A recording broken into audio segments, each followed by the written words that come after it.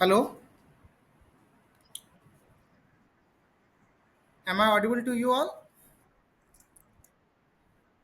Okay, so screen is here to all. Screen दिख रहा है सब मेरा सबको मेरा. Okay, so we have to wait for others or we can start.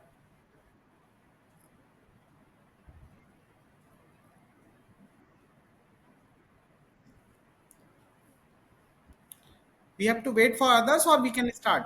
Ansari,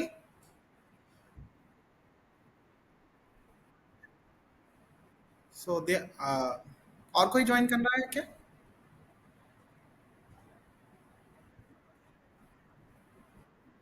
और कोई ज्वाइन कर रहा है क्या? ठीक. Okay, so first I will ask you in what language you are going to choose. तो आप लोगों को हिंदी चलेगा या फिर मिक्सअप चलेगा और just complete English you want to go through. This is not official lecture, just a simple discussion. So in which language everybody is comfortable in Hindi? Okay, ऐसा कोई तो नहीं है जिसको इंग्लिश हिंदी समझ में ना आता हो? Because just we are going to discuss few things. हाँ, सभी लोगों को हिंदी आता है, राइट? ओके, ठीक है.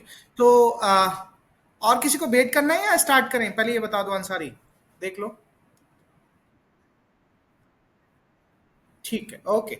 सो देखो, सो बेसिकली हम अभी जो पढ़ना स्टार्ट कर रहे हैं वो टेंसर का बेसिक्स है, राइट?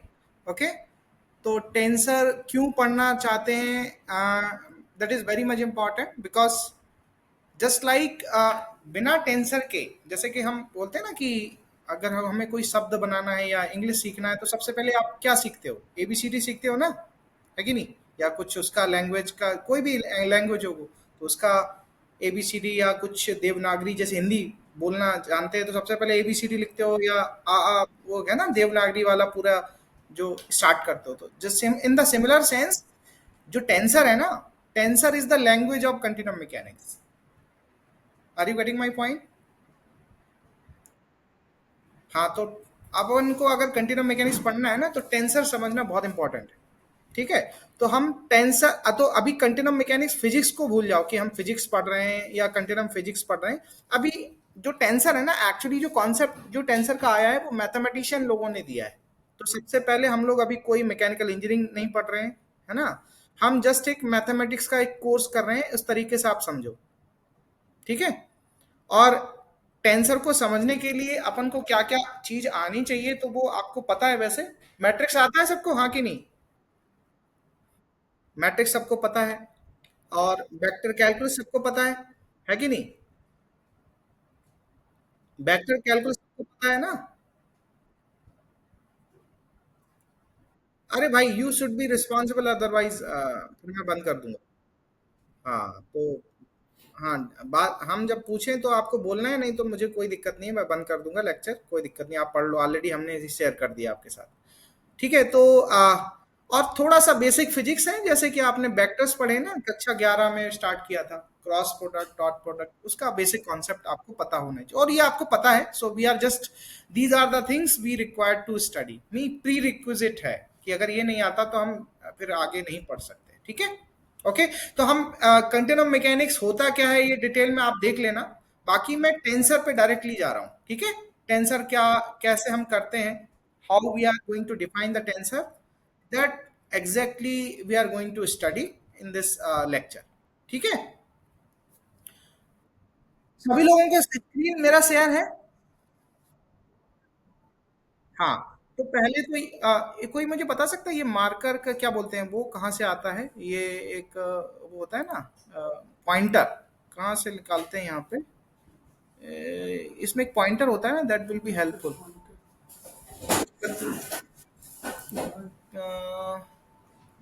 कोई बता सकता है कहाँ से आता है?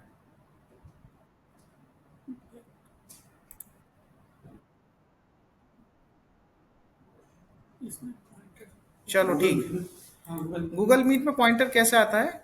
थोड़ा सा सही रहेगा अगर चलो मैं देख लेता हूँ एक बार हाथ पर चला के। Okay, no issue. सो सबसे पहले everyone please have focus here. ये जो एक्सप्रेशन मैंने लिखा है, ये देख रहे हो ना जो मैंने हाईलाइट किया है, कोई बात नहीं, मैं हाइलाइटर यूज कर रहा हूँ। सो ये जो लिखा है ना, अगर हम, हाँ, अभी हम टेंसर स्टार्ट कर रहे हैं तो टेंसर से पहले ऐसा नहीं कि सडनली हम टेंसर पे ही कूद रहे हैं। मैं धीरे धीरे टेंसर पे बाद में आऊंगा, उससे पहले जो अपन को जरूरत है टेंसर को समझने के लिए, अपन को क्या है कि बहुत सारी चीज आनी चाहिए। उससे पहले आता है कॉन्सेप्ट ऑफ इंडेक्स नोटेशन। क्या आता है? Index notation. और इंडेक्स कैसे डिफाइन करते हैं? धीरे धीरे बिल्कुल जीरो से स्टार्ट कर रहे हैं। तो सभी लोग जरा ध्यान दें, ये जो मैंने लिखा है, ये मैंने हाईलाइट किया है। ये जो जैसे कोई भी समेशन है, या कोई आपने सीरीज पढ़ा होगा 11वीं में, बहुत सारी सीरीज पढ़ी है ना, एपी सीरीज, जीपी सीरीज वगैरह वगैरह, है ना? तो अगर मैं कुछ एक्सप्रेशन लिखता हूं, ऐसा कोई a1 x1 a2 x2 plus a3 x3 dot dot dot dot ऐसे करके, an xn ऐसे लिखा, अगर मैं लिखता हूं, ये मान लो कि मेरे पास कोई एक्सप्रेशन है, S is equal to a1 x1 a2 x2 plus a3 x3 plus dot dot dot dot ऐसे एन तक मैं गया। ठीक है? तो ये मैं इसको, हाँ, तो ये वाले सेम एक्सप्रेशन को मैं ऐसे ही लिख सकता हूँ जैसा मैंने ये समेशन साइन लगाया है। लिख सकता हूँ ना? अब मैं इतना बड़ा, हाँ, मैं समेशन करके लिख सकता हूँ, ये बराबर है, मतलब ये मैं लिख सकता हूँ, सभी को कोई दिक्कत नहीं है। आप बोलते रहो, मैं फिर से बोल रहा हूँ, अगर मुझे आवाज नहीं है तो मैं बंद कर दूंगा लेक्चर। मैं आपके लिए कर रहा हूँ, मैं अपना ले, मुझे कोई उसमें पेमेंट नहीं मिल रहा है इस लेक्चर का। ठीक है? तो अगर आई क्लोज, नो इशू। तो क्लास में मैं हमेशा बोलता हूँ, आप भले सामने नहीं है, then otherwise you have to give the response. Okay? ये मैं आपके लिए कर रहा हूँ, आप अपने लिए कर रहे हैं, मैं कोई जबरदस्ती आपको नहीं बैठा रहा हूँ, ये कोई है ना? ठीक है? तो एस इज इक्वल टू, ये मैं लिख सकता हूँ। हाँ, अब जब मैंने लिखा है तो मैं ये आप देख रहे हो, ये मैंने क्या लिखा, ए आई एक्स आई जो मैंने लिखा है, और आई इज इक्वल टू, मैंने ये ऐसे लिख दिया कि ए वन ए2 ए3 ए4, मतलब 1 से लेके एन तक जा रहा है, और ए आई एक्स आई मैंने लिख दिया, और आई जो है इज इक्वल टू 1 से लेके एन तक अपना समीशन रिप्रेजेंट कर रहा है। ठीक है? अब मेरे अब मेरी बात सुनना, कि मैंने सेम एक्सप्रेशन को पहले ऐसे लिखा, A I X I, I is varying from 1 to n। ठीक है? अब मैं उसी चीज को क्या ऐसे लिख सकता हूं? इसमें कोई अंतर हुआ क्या? चेक करो, मैंने आई को जे लिख दिया, क्या मैं लिख सकता हूं कि नहीं? ये बता। पुराना वाला और नया वाला में कुछ अंतर आया क्या?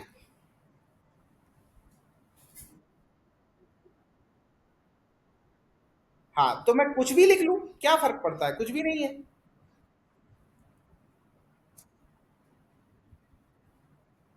समझ में? चाहे मैं आई लिख दूं, चाहे मैं जे लिख दूं, चाहे मैं के लिख दूं, कुछ भी लिख दूं,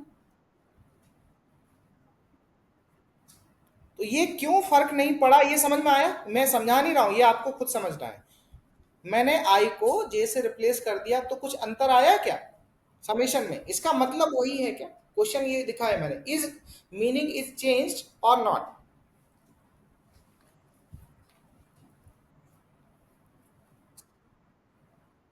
सोच लो, सोच लो, क्या अंतर आया या नहीं आया? कोई अंतर नहीं आया। सभी लोग एग्री हैं, सभी अपने मन से सोच लिए। मैं नहीं समझा रहा हूं, ये आपको सोचना है।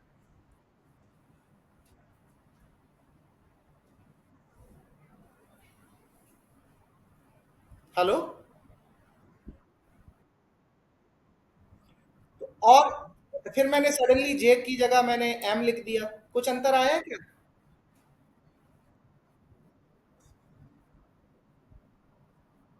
ये हाइलाइटर दिख रहा है, ये बॉक्स जैसा बन जा रहा है, मैं बना रहा हूँ, आपको दिख रहा है? तो अब मैंने कुछ नहीं किया यार, मैंने आई को एक बार जे लिख दिया, जे को एक बार फिर एम लिख दिया, फिर एम के बजाय मैंने एल लिख दिया। तो मेरा क्वेश्चन ये है कि ये जो मैंने लिखा है समेशन, पहले तो मैंने नॉर्मल सीरीज को समेशन फॉर्म में लिखा था, फिर मैंने जो इंडेक्स यूज किया, आई को वो जे लिख दिया, जे कभी के लिख दिया, कभी एम लिख दिया। तो क्या ये जो मतलब है इसका, ये जो समेशन है, उसका कुछ मतलब बदला है या कुछ वही रहा? क्वेश्चन है, भैया आपको आंसर देना है।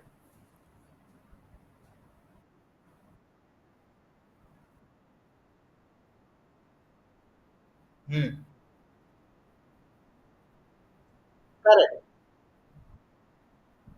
अभी आई जे के, हाँ मतलब पहले आई रखा, फिर जे रखा, फिर ऐसे एम रख, कुछ भी रख दे, संकल्प, समझे, संकल्प ज्वाइन कर लिया ना। हाँ तो कुछ मतलब ये मतलब बदला क्या?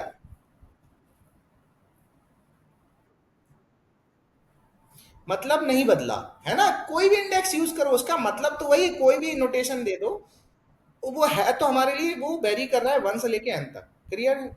या मतलब एक पर्टिकुलर नंबर तक हमने वहां तक एक्सपेंड, जितना भी हम टर्म लिखना चाहें वहां से वहां तक, भले मैं कुछ भी आई लिख दूं, जे लिख दूं, के लिख दूं, करेक्ट। तो जब भी मतलब नहीं बदलता है, ठीक है, इस इंडेक्स को बोलते हैं फ्री इंडेक्स, क्या सॉरी डमी इंडेक्स, क्या बोलते हैं?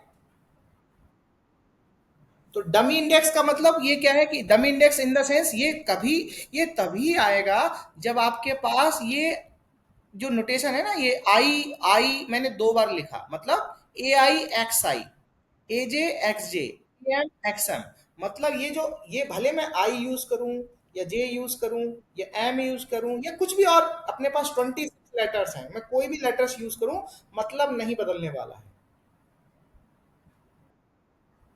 तो ये चीज तो लॉजिकल है, इसमें कोई आइंस्टाइन ने नहीं बताया था, लेकिन अब आइंस्टाइन क्या कहता है कि यार, अब एक काम करो, जब आप इंडेक्स नोटेशन पढ़ रहे हैं, तो ये जो बार बार समेशन अपन लोग ना इसको बार बार नहीं लिखते हैं, मान लो कि हम समझ रहे हैं कि लिखा है बट हम नहीं लिखेंगे, मेरी बात समझ रहे हो?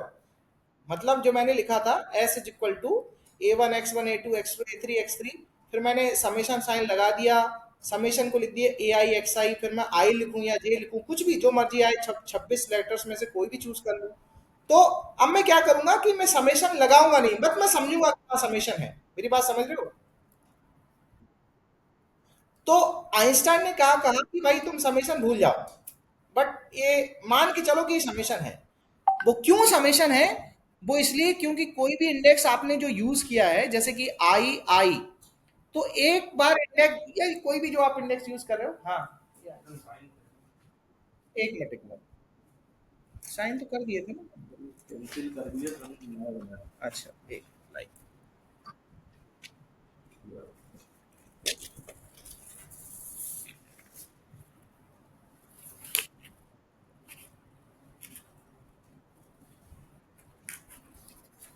ठीक है, एक ही है ना, ठीक है। तो ये समझ में आया, मतलब आइंस्टाइन ने बोला कि यार ना, ये समेशन साइन को हम मतलब समझते हैं, लेकिन उसको बार बार लिखने की जरूरत नहीं है।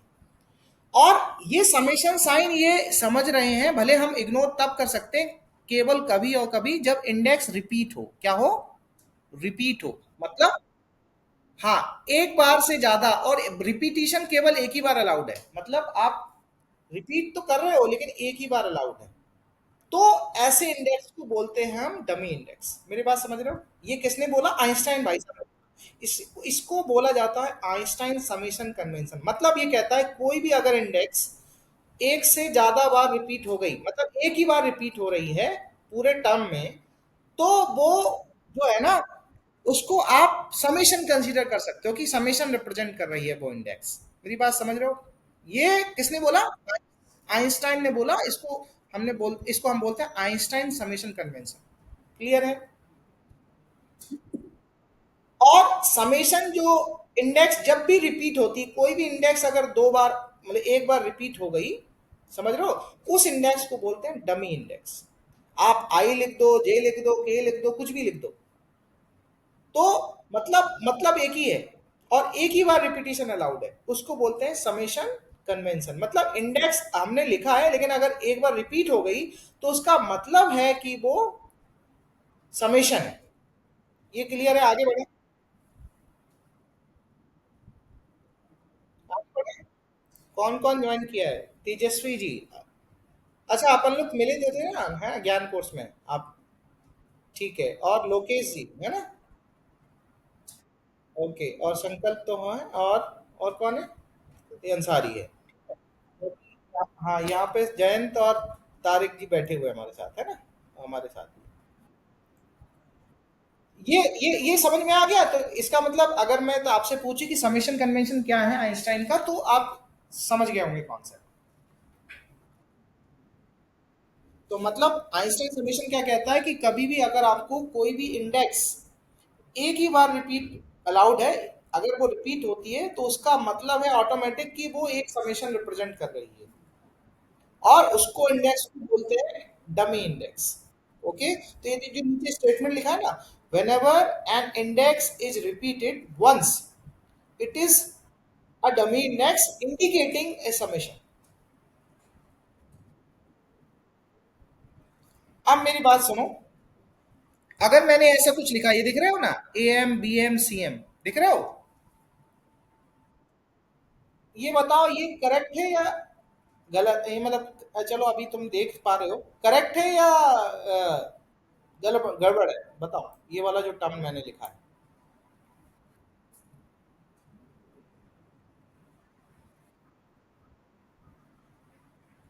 एम कौन सा इंडेक्स? ये पहले तो ये बताओ कि जो टर्म मैंने लिखा है वो सही है या गलत है? अब आंसर आपको दिख रहा है क्योंकि वो मैंने लिख दिया है बाद में। ठीक है, तो हमारे पास पिक्चर्स हैं एक्चुअली ये व्हाइट बोर्ड की, तो बट आप सोचिए।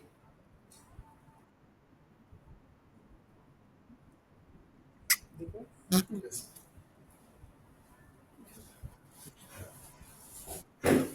ये आप बताइए कि क्या ये टर्म जो है लिखा है मैंने, A M B M C M, वो गलत है या सही है?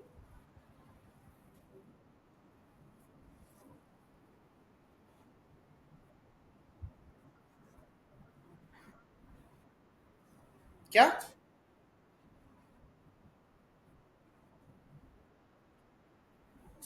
अरे वो तो सामने लिखा है, क्यों नहीं है? लॉजिक बताओ।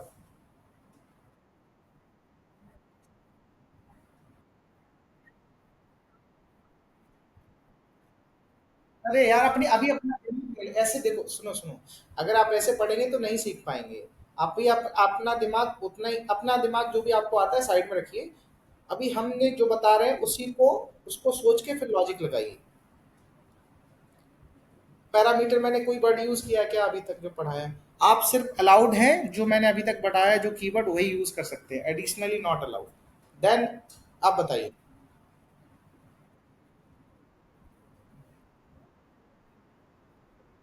Correct correct. तीन बार नहीं है, हाँ मतलब रिपीटेशन मतलब मैक्सिमम एक ही बार रिपीट हो सकता है, जबकि इसमें हमने एक ही एम को दो बार रिपीट कर दिया, मतलब एक तो एम था ही और एक रिपीट कर दिया, दूसरी बार भी रिपीट कर दिया, मेरी दिया तीन बार लिख दिया। मेरी बात समझ रहे हो? ऐसे समझ लो कि आप इंडेक्स को ज्यादा से ज्यादा केवल दो बार यूज कर सकते हो, कोई भी।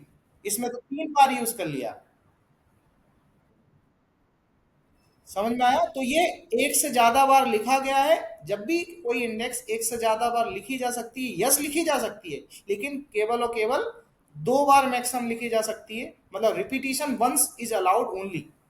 तो मतलब केवल दो बार लिख सकते हैं, तीसरी बार अगर आ रहा है तो मतलब उस टर्म का कोई मतलब नहीं है इस इंडेक्स नोटेशन में। मेरी बात समझ में आ गया? ठीक है, तो वो क्यों? आइंस्टाइन समीकरण के according M is a free index and it has been repeated multiple times more than two, so that is why this term is not defined. Logic clear है?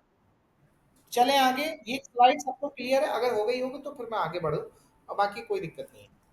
चले आगे। सभी लोग हाँ रेडी हो तो आगे बढ़े। और हाँ, जो भी आप यहाँ समझ रहे हैं अगली बार यूज होगा, तो नहीं समझ में आया तो अभी रुक सकते हैं, अगली बार नहीं आया तो जैसे अगर कोई आंसर नहीं बता पाए तो हम लेक्चर बंद कर देंगे, क्योंकि अगर आपको पढ़ना है तो पूरा नाक कान आंख सब खोल के पढ़े। नहीं तो अगर आपको बीटेक की तरह पढ़ना है कि अब यहाँ दिमाग में जा रहा है या नहीं जा रहा है, तो आप ऐसे पढ़ेंगे तो हम, I am not interested to teach you. ठीक। So as a PhD scholar, I was expecting that you should read from your side, but still I'm going to explain. So I'm having expectation that you are learning with your full और sincere effort. Okay? ठीक है, चलो ये क्लियर है। अब मैं इस पे रिलेटेड क्वेश्चन पूछूंगा तो आपको आंसर आना चाहिए, ठीक है? ठीक है। अब मैं तुमसे एक क्वेश्चन पूछता हूँ, या ठीक है आगे बढ़ते हैं। अब थोड़ा सा वेक्टर्स वगैरह में आते हैं, ठीक है? ओके, तो वेक्टर आपको पता है, वेक्टर कोई बता सकता है क्या है वेक्टर? आपने कक्षा 11 में पढ़ा था, 10वीं में भी अगर पढ़ा होगा थोड़ा बहुत। तो वेक्टर है क्या, कोई बताए आपकी करंट नॉलेज के हिसाब से।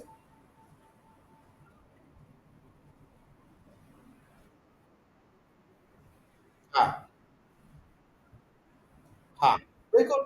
ये यही कॉमन डेफिनेशन है सबके, 11वीं 10वीं में यही पढ़ते हैं कि वेक्टर जो है ना, एक फिजिकल क्वांटिटी है जिसमें मैग्नीट्यूड होता है और डायरेक्शन होती है, करेक्ट।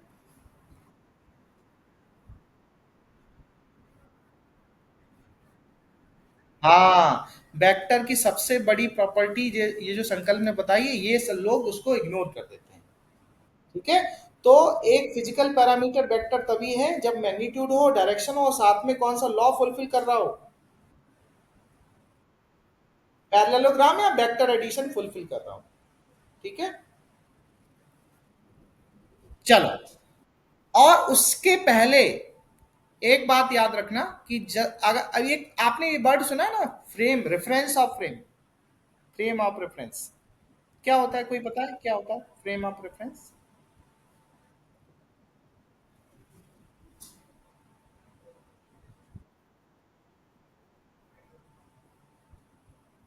फ्रेम ऑफ रेफरेंस का कॉन्सेप्ट पूछ रहा हूं।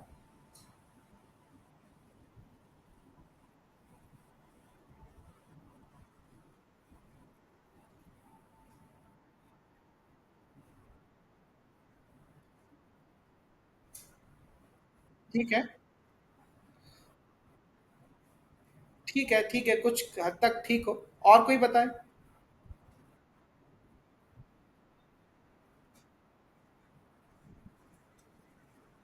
आवाज धीमी आ रही है संकल्प, थोड़ा तेज बोलो। आवाज कम। हाँ ये, हाँ अभी ठीक आ रही, हाँ।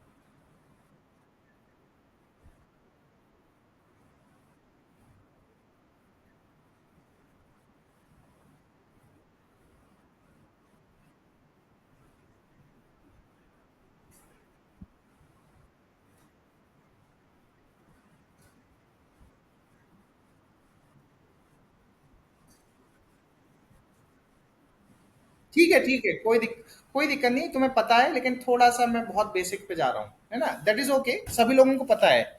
चलो मैं एक और बात बोलता हूँ कि मुझे मान लो कि अपना खेत नापना है, ठीक है ना, खेत, देसी लैंग्वेज में जाते हैं। ओके, तो सभी के खेत हैं, या मान लो आपने फ्लैट खरीदा या प्लाट खरीदा, कोई जगह खरीदी, है ना, कोई शहर में, और मैंने आपको बोला एक फीता दे दिया और नाप के आइए, तो आप कैसे मेजर करते हो?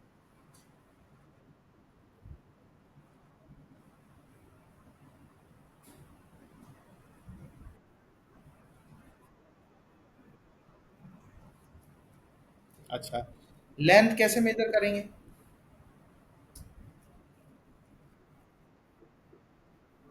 वो तो ठीक है, हाँ ठीक है, टेप यूज करेंगे, तो मेजर कैसे करेंगे?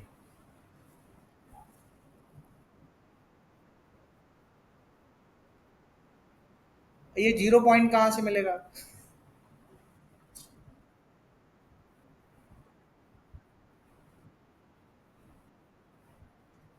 नहीं, ये तुम्हें 0 पॉइंट किसने बोला, कहाँ से मिला?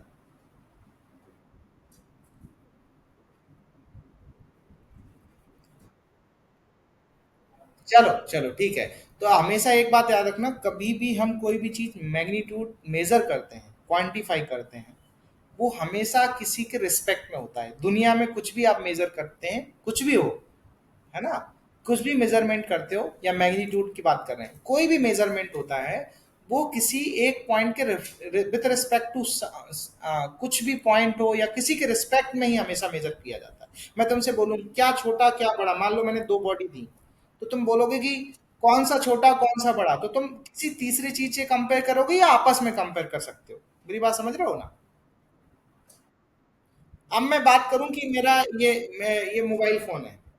अब मोबाइल फोन मान लो सेम मोबाइल फोन है, और मैं बोल रहा हूँ कि ये मोबाइल फोन के कोऑर्डिनेट बताओ, है कि नहीं? तो अब तुम कहोगे सर ये मैं मोबाइल फोन के कोऑर्डिनेट को बता दूं कि कहाँ से बताना है, हमारा सेट ऑफ रेफरेंस क्या है, ये आप क्वेश्चन पूछोगे तभी तो डिफाइन कर पाओगे कोऑर्डिनेट इसके, है कि नहीं? तो कोई भी इसी को मतलब रेफरेंस एक सेट वो आपके ऊपर होता है, जो भी ऑब्जर्वर है उसके ऊपर डिपेंड करता है कि वो फ्रेम ऑफ रेफरेंस क्या चूज करना चाहता है। वो टोटली इंडिपेंडेंट है चूज करने में। मेरी बात समझ रहे हो? तो आपका जो जैसे अभी हम क्या कर रहे हैं कि कोई भी चीज मेजर कर रहे हैं, जैसे वेक्टर को हम रिप्रेजेंट करना चाहते हैं, तो रिप्रेजेंट करते हैं समय वेक्टर के पास दो चीज है, मैग्नीट्यूड है और डायरेक्शन है, that is okay. But magnitude और डायरेक्शन किसके रिस्पेक्ट में? मेरी बात समझ रहे हो? हाँ, अब मैं बात करता हूं, देखो, मान लो मैंने वेक्टर लिया, मान लो ये मोबाइल फोन है कि नहीं? ये मोबाइल फोन है, ये मोबाइल फोन है, तो ये वेक्टर मान लो, या कुछ मैंने मार्कर ले देता हूँ। ये जैसे वेक्टर है, ये मार्कर दिख रहा है, मेरा पिक्चर दिख रहा है सबको, मार्कर मैंने लिया है। तो ये मार्कर है, तो ये ऊपर का तीर मान लो, ये ऊपर जो ढक्कन है इसका, ये वेक्टर है, ठीक है। अब इस वेक्टर के कोऑर्डिनेट मैं तुम्हें डिफाइन कर रहा हूं, मान लो इसके दो कोऑर्डिनेट है, वेक्टर को डिफाइन करने के लिए मान लो एक लाइन बना रहे हैं, तो हमारे पास एक एंडिंग पॉइंट है, एक फ्रंट पॉइंट है, ठीक है। तो इस दोनों के पॉइंट के कोऑर्डिनेट मुझे डिफाइन करने हैं, मान लो R1 और R2, मान लो, ये समझ गए ना, R1 R2 पोजीशन है या कुछ कोऑर्डिनेट है X1 और X2। तो X1 के कोऑर्डिनेट मान लो कुछ X1 Y1 Z1 होंगे, और या Y मान लो, चलो Y के कोऑर्डिनेट होंगे कुछ X2 Y2 Z2, correct. But इनके बीच जो वेक्टर मैं डिफाइन करूंगा वो क्या करूंगा? वो तो इन दोनों के बीच है, R2 माइनस R1, या कैसे लिखेंगे, इस इक्वेशन ऑफ लाइन लिख लेंगे। मेरी बात समझ रहे हो? अब तुम बताओ, ये जो कोऑर्डिनेट है मारो, मान लो मेरे यहाँ देख लो, तुम्हें दिख रहा है, थोड़ा बहुत पिक्चर दिख रही होगी, तारिक की दिख रही होगी और जयंत बैठा है, दिख रहा है ये। अब सेम ये मार्कर है। अब मैं जयंत से पूछता हूँ कि इसके कोऑर्डिनेट बताओ, ठीक है। और मैंने जैन को बोला कि तुम अपने रिस्पेक्ट में ही तुम अपने आप का रेफरेंस सेट कर लो। मतलब जैन का रेफरेंस, जैन अपने आप को जीरो कोऑर्डिनेट मान रहा है। तो मैंने बोला कि इसके कोऑर्डिनेट बताओ, मार्कर के दो पॉइंट है ना मार्कर के, तो ये जैन ने कुछ बताया मेरे को, कुछ पोजीशन मेरे को बता दी। और सेम चीज मैंने तारिक को बोला, तारिक ने भी, मैंने फिर बोला तारिक को, तारिक अगर मैं कुछ नहीं बोल रहा हूँ, तारिक एज्यूम कर रहा है कि मैं जहां बैठा हूं वही मेरा जीरो है। तो क्या, अब मेरा क्वेश्चन ये है कि तारिक जो कोऑर्डिनेट बताएगा और जयंत जो कोऑर्डिनेट बताएगा, क्या वो सेम होंगे? क्यों सेम नहीं होंगे? ये सेम नहीं होंगे, इस पे एग्री हैं सब लोग। और अब आंसर बताओ क्यों सेम नहीं होंगे?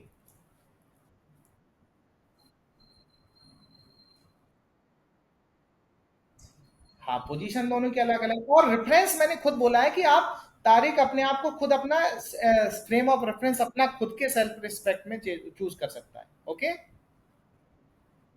और इसने अपना सिलेक्ट कर लिया। लेकिन अगर मैं बोलता दोनों को कि एक काम करो, दोनों लोग जो रेफरेंस है मेरे को मानो, मतलब मैंने इनको बोला, अब मैं सेम सिचुएशन बता रहा हूं, मैंने बोला कि दोनों के कोऑर्डिनेट बताओ, तारिक से भी पूछ रहा हूं और जैन से भी पूछ रहा हूं। लेकिन मैंने इनको बोला कि अब जो पोजीशन तुम्हें बतानी है वो मेरे रिस्पेक्ट में बतानी है, दीपक कुमार के रिस्पेक्ट में।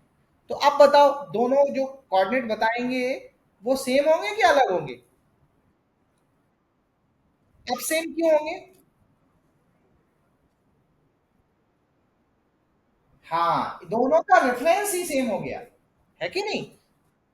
हाँ, अब ये तो बात समझ में आ गई, यानी कि अगर हम फ्रेम चेंज करते हैं तो पार्टिकल या कोई भी हम मतलब वेक्टर का कोऑर्डिनेट है ना, वो बदल जाता है। मेरी बात समझ रहे हो?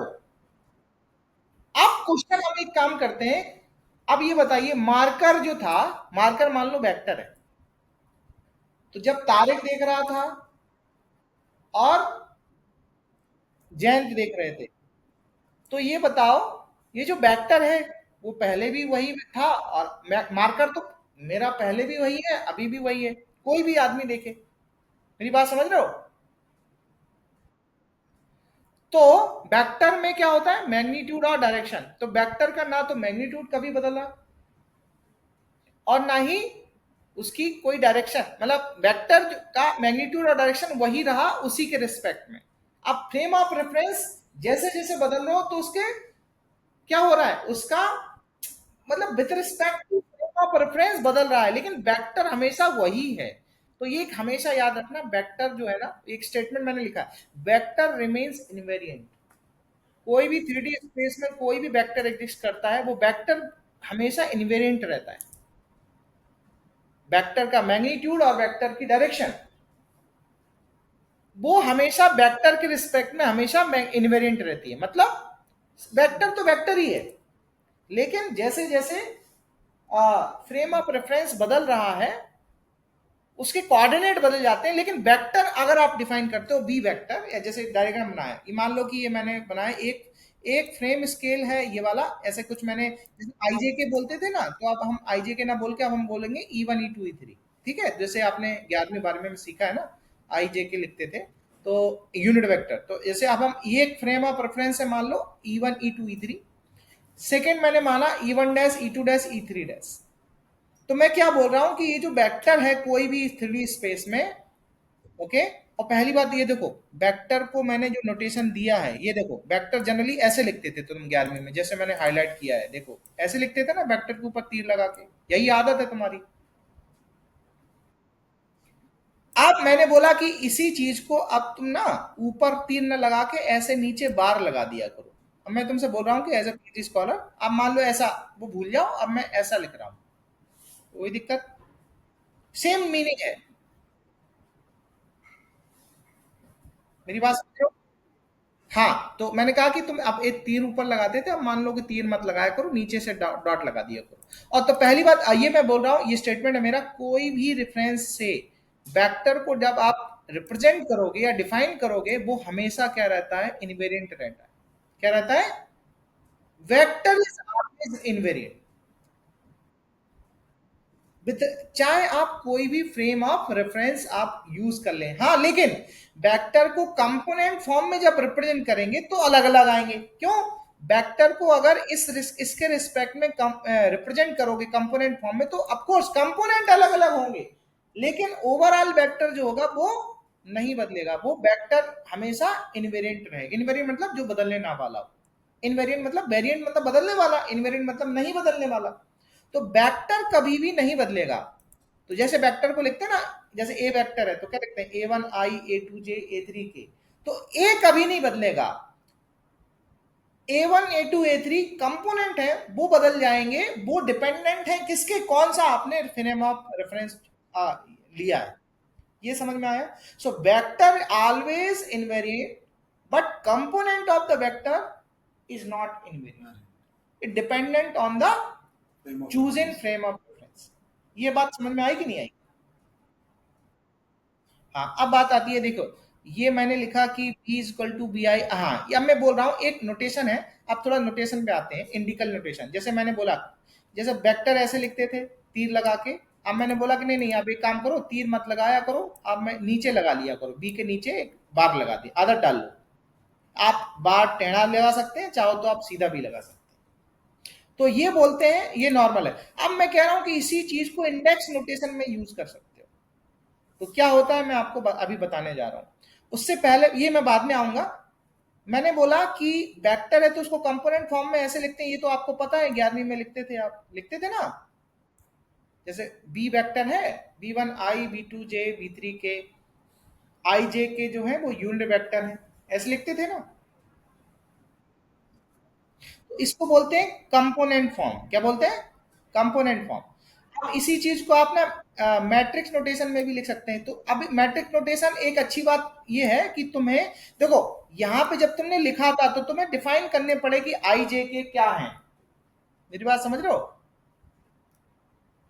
आई जे के तुमने डिफाइन किया कि आई जे के हमारे क्या है, कोई फ्रेम ऑफ रेफरेंस चूज किया है जिसमें से उनके कार्टेशियन या प्रिंसिपल डायरेक्शन के यूनिट वेक्टर्स हैं आई जे के। तो अगर मैं बदलूंगा तो I1 dash I dash J dash के डैश, तो ये मतलब फिर ये B1 डैश B2 डैश ऐसा होगा। मेरी बात समझ में आया? तो मैं क्या कह रहा हूं कि आप ना कभी कभी इसको आईजे के बार बार लिखने के बजाय आप मैट्रिक्स नोटेशन यूज कर सकते हैं सेम चीज को। आप कंपोनेंट उठाइए B1 B2 B3 और ऐसे लिख दीजिए। आप चाहो तो रो में लिख सकते हैं, चाहो तो कॉलम वाइज भी लिख सकते हैं। टिपिकली कॉलम वाइज चूज किया जाता है। ओके। तो मैं क्या बोल रहा हूं, अब मैं क्या बोल रहा हूं देखो। अब देखो, ये क्या आपने लिखा है। अब आईजे के मैंने बोला कि नहीं नहीं, हम लोग पीएचडी में आ गए, हम आईजे के यूज नहीं करेंगे, हम थोड़ा E1 E2 E3 यूज करेंगे, मतलब वही है। तो मैंने सेम वेक्टर को ऐसे लिख दिया, बी को लिखा B1 E1 B2 E2 B3 E3। ठीक है। अब जरा ध्यान से जाओ, जो पहले वाला मैंने लिखा था ना, कि जो में समेशन होता था ना, मैं उसको शॉर्ट में लिख देता था। ये देखो, जब भी कोई, ये मैंने लिखा था ना, A1 X1 A2 X2 A3 X3, तो मैंने बोला था कि इसको हम इतना लंबा क्यों लिखे, हम ऐसे लिख देना AI XI, लिख सकते हैं ना। और बाद में हम समेशन लिखने की जरूरत नहीं है। तो ऐसे ही क्या मैं इसको लिख सकता हूं, जैसे मैं ये वेक्टर को लिखा B1 E1 B2 E2 B3 E3, तो मैं इसको ऐसे लिख सकता हूं समेशन, लिखता, लेकिन समेशन में नहीं लिख रहा हूं, अंडरस्टूड है। तो मैं क्या ऐसे लिख सकता हूं BI EI, लिख सकता हूं।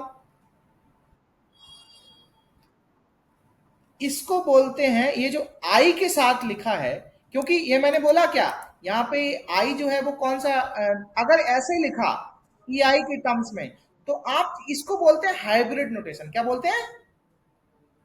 हाइब्रिड। इसको बोलते, मतलब आप वेक्टर को आप चाहो तो इसको ऐसे लिख सकते हो BI EI, क्योंकि कंपोनेंट फॉर्म में लिख रहा हो ना, और कंपोनेंट तीन है, तो अंडरस्टूड है कि आई आपने लिख दिया, आई है 1 2 3। तो देखो वेक्टर के कितने नोटेशन आ रहे हैं, एक तो ये कॉम्पैक्ट नोटेशन है, ये सिंपल बी लिखते हैं, या B1 लिख दिया। कंपोनेंट नोटेशन में आप नॉर्मल लिख सकते हो B1 I B2 J B3 K, तो इसको B1 I B2 J B2 B3 K को आप ऐसे भी लिख सकते हो BI EI, या B1, है ना, ऐसा लिखा जा सकता है। तो अब मैं क्या कर रहा हूं कि इसको बोलते हैं हाइब्रिड नोटेशन। क्या बोलते हैं? हाइब्रिड। और लेकिन कभी कभी मैं ई को भूल जाऊंगा, फिर मैं ई को हटा दूंगा, मतलब इसको बोलते हैं हाइब्रिड नोटेशन। हाइब्रिड में मैं कभी कभी वेक्टर को मैं सिंपल BI अकेला भी लिख सकता हूं, बी को मैंने BI लिख दिया। इसको बोलते हैं प्योर इंडेक्स नोटेशन। क्या बोलते हैं? मतलब EI, अब मैं अंडरस्टूड है, EI में भूल रहा हूं, EI को भूल जाओ, मतलब बी को मैं BI समझ रहा हूं। और ये मेरा प्योर इंडेक्स नोटेशन है, जहां पे आई जो है वो कौन सा इंडेक्स है, इसको बोलते हैं फ्री इंडेक्स। क्या बोलते हैं? Free index. तो अगर पूछो कि इंडेक्स, आपके दो टाइप के वर्ड यूज किए हैं, एक होता है डमी इंडेक्स, एक होता है फ्री इंडेक्स, तो दोनों में अंतर कोई बता सकता है? ये बहुत बड़ा कॉन्सेप्ट है, ये आपका पीएचडी में नहीं पूछा जाता, फैकल्टी इंटरव्यू में जाओगे तब पूछा जाता है। बहुत फंडामेंटल क्वेश्चन है, लोगों को पता नहीं रहता है। अगर मैं पूछूं कि इंडेक्स नोटेशन, इंडेक्स जो है वो दो तरीके की होती है, ये तो आपको समझ में आ गया। एक होती है फ्री इंडेक्स, एक होती है डमी इंडेक्स। तो दोनों में अंतर क्या होता है, कोई बताए अगर समझ में आ गया हो तो। समझ में आ जाना चाहिए बाय द वे। आप पूरा अच्छे से बता, हिंदी में बताइए, कोई दिक्कत नहीं।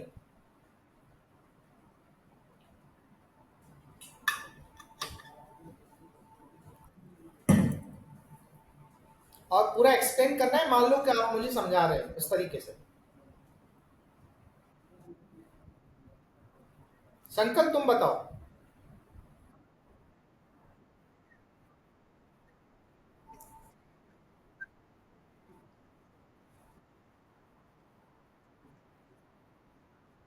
हाँ, नहीं वो तो इसमें भी, फ्री इंडेक्स में भी आप बदल सकते हो, कोई दिक्कत नहीं है। ये तो, ये जो बात है ना, ये तो चलो ठीक है, तुम बोल रहे हो, लेकिन अभी मैं ऐड करता हूं तुम्हें कि बदलना तो कोई बड़ी बात नहीं है। आप फ्री इंडेक्स, कोई भी इंडेक्स में आई के जगह 26 लेटर में बाकी 25 कोई भी यूज करोगे तो उसका कोई दिक्कत नहीं है, यू आर फ्री।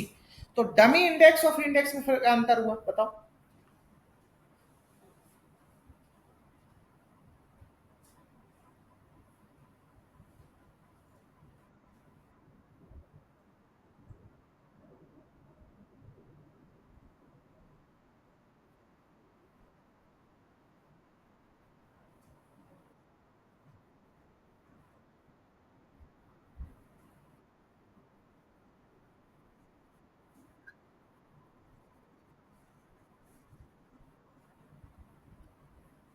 और कोई बताए या मैं बताऊं? मतलब आप लोग ध्यान नहीं दे रहे।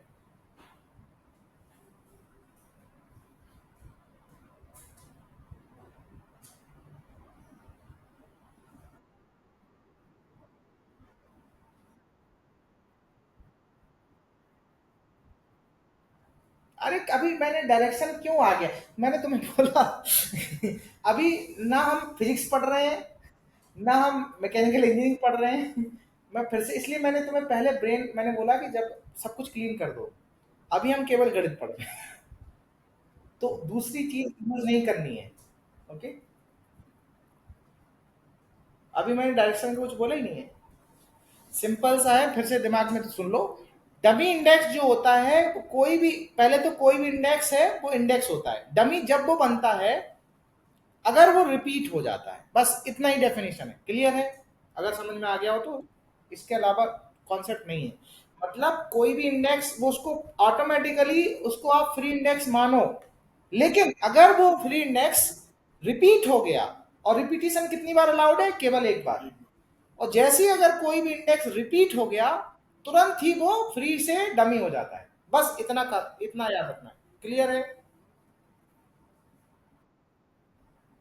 सारी इंडेक्स को आप फ्री इंडेक्स कंसीडर कर सकते हो, लेकिन फ्री इंडेक्स तुरंत ही डमी इंडेक्स में कन्वर्ट हो जाती है if it is going to repeat.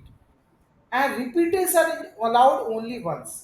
अगर रिपीटिशन दो बार हो गया तो मतलब वो टर्म ही उड़ गया, मतलब वो लिख ही नहीं सकते, आप डिफाइन ही नहीं कर सकते वो टर्म को।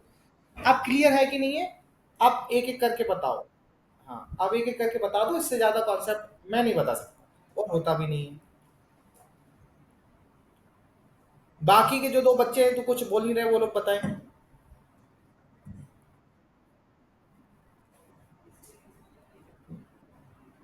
सारी इंडेक्स को फ्री कंसीडर कर सकते हैं।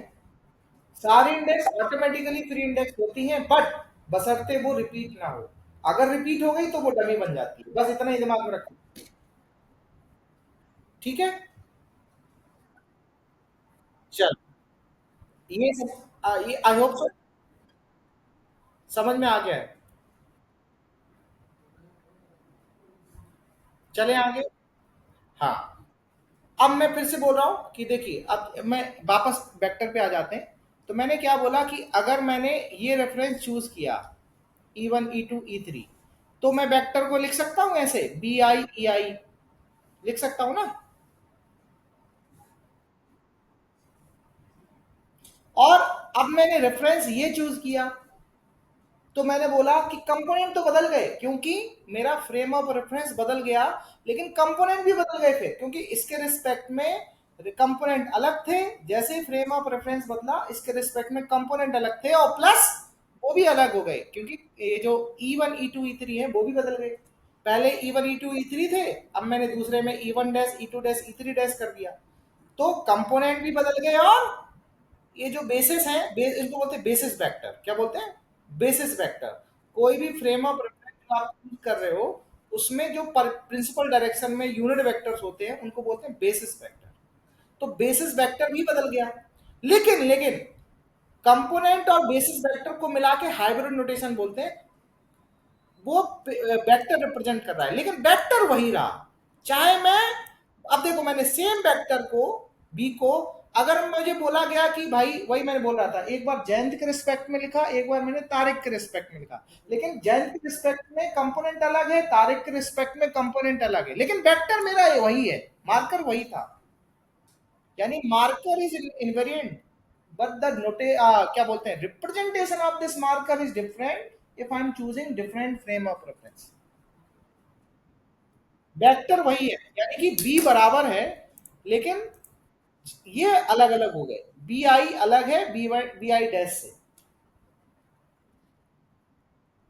तभी मैंने लिखा B I not equal to B I dash, and E I not equal to E I dash. तो जैसे ही क्या, अभी क्या ज्ञान प्राप्त हुआ कि कोई भी वेक्टर जो है ना, वेक्टर तो इनवेरिएंट है, लेकिन उसके कंपोनेंट तुरंत बदलते हैं जैसे ही तुम फ्रेम ऑफ रेफरेंस बदलते हो, या बेसिस वेक्टर अगर अलग अलग चूज करते हो, लेकिन वेक्टर वही रहता है। तो ये थ्योरम के तरीके से मान लो, vector remains invariant with respect to any frame of reference. ठीक है। तो ये स्लाइड में ऐसा कहीं भी कुछ भी दिख रहा है जो चीज तुम्हें क्लियर ना हो, चेक कर लो।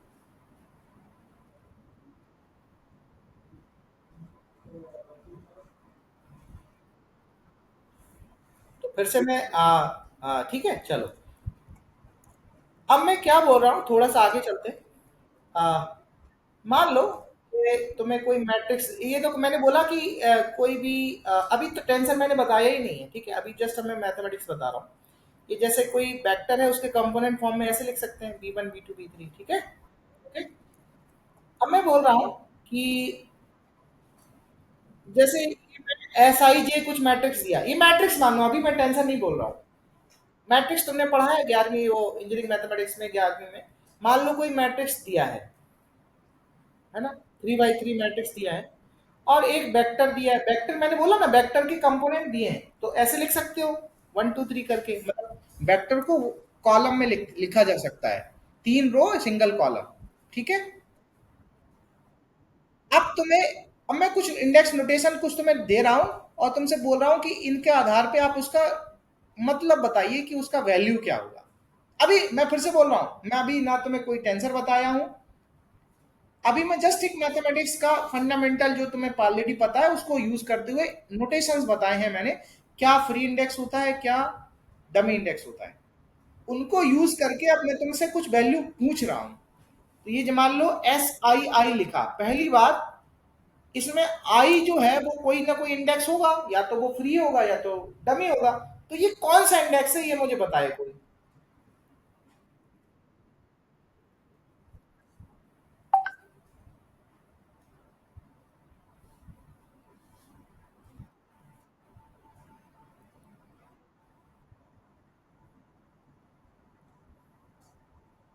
इतना टाइम नहीं लगना चाहिए। अगर टाइम लग रहा है तो मतलब मैं सही बता रहा हूँ, थोड़ा सा डिसर्टेन है। अगर ये चीजें नहीं आती हैं, अगर आपको समझने नहीं, तो you are not eligible to study continuum mechanics.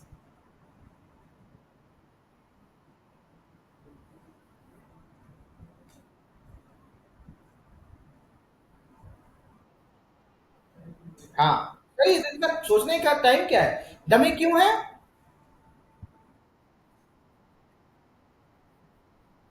अरे ये तो, ये इसको समझाओ यार, मैं नहीं, तुम क्योंकि डांटो। आई आई रिपीट हो गया ना। नहीं समझाने के इनको, मैं फिर से कितनी बार बोलूं, अपना एक्स्ट्रा दिमाग नहीं चलाना है।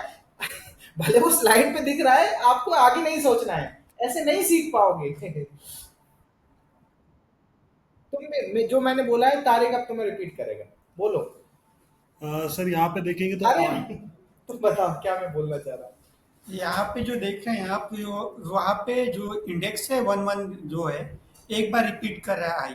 अरे चलो ठीक है। मैं ये कह रहा हूं कि देखो, आपको जितना मैंने हाईलाइट किया उतना ही देखें, आगे जो लिखा है उसको इग्नोर करें। भले वो लिखा है, क्योंकि मैं व्हाइट बोर्ड पे लिखा हूं ना, एग्जाम में जब मैं पढ़ा रहा होता तुम्हें सामने, तो मैं उतना ही लिखता ना, तुम्हें जितना दिखाई दिया। बाकी अच्छा, चीज इग्नोर करो कि वो नहीं देखो, अब तुम 1 1 2 2 सब देखने लगे, ऐसे चीजें समझ में नहीं आएंगी। ठीक है, ये तुम्हारा दुर्भाग्य है कि तुम सामने पढ़ रहे हो, लेकिन वो तुम्हें सब कुछ दिख रहा है। तो सिर्फ अभी वही देखो जितना मैंने बोला है, बाकी ऐसा सोचो कि सामने लिखा नहीं है। मेरी बात समझ रहे हो, नहीं तो ऐसे कंफ्यूजन इतना ज्यादा आएगा कि फिर आई कैन नॉट क्लियर। तो मेरा क्वेश्चन था कि ये जो टर्म लिखा है, इतना ही पे फोकस करो जितना मैंने हाईलाइट हाईलाइट किया, का मतलब है कि आपको सिर्फ उतना ही देखना है, बाकी सब नहीं देखना चाहिए। एस आई आई मैंने पूछा है कि इसमें आई जो है वो कौन सा इंडेक्स है और क्यों। तो आई तुमने बोला, सही बोला,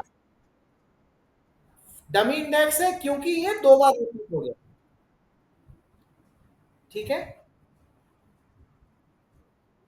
अब मैंने बोला कि ये तो ठीक है, ये तो तुमने बता दिया, अब इसकी वैल्यू क्या होगी। तो देखिए, सुनिए जरा ध्यान से। मैंने बोला कि कभी भी कोई भी इंडेक्स अगर डमी होता है, तो पहले देखो कि आई जो डमी इंडेक्स है, कभी भी कोई भी डमी इंडेक्स होता है, वो उसका मतलब होता है, वो अपने आप में एक मतलब कैरी फॉरवर्ड करता है कि वो समेशन रिप्रेजेंट कर रहा है।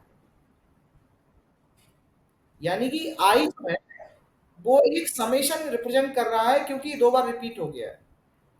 और टिपिकली हम 3 टर्म लेते हैं, अगर जब तक हमें बोला ना जाए। क्लियर है। फिर से मैं बोल रहा हूं, जब भी कोई डमी इंडेक्स तुम्हें दिखाई दे, तो इसका ऑटोमेटिकली आइंस्टाइन भाई साहब की मदद से आप ये समझ के रखें कि वो वहां पे समेशन रिप्रेजेंट कर रहा है। यही तो आइंस्टाइन समेशन कन्वेंशन है। ठीक है। तो जब आप उसको ओपन करोगे, मतलब आपको समेशन खोलना है। तो समेशन खोलना है 3 बार, इंडेक्स को, आई को, एक बार 1, एक बार 2, एक बार 3।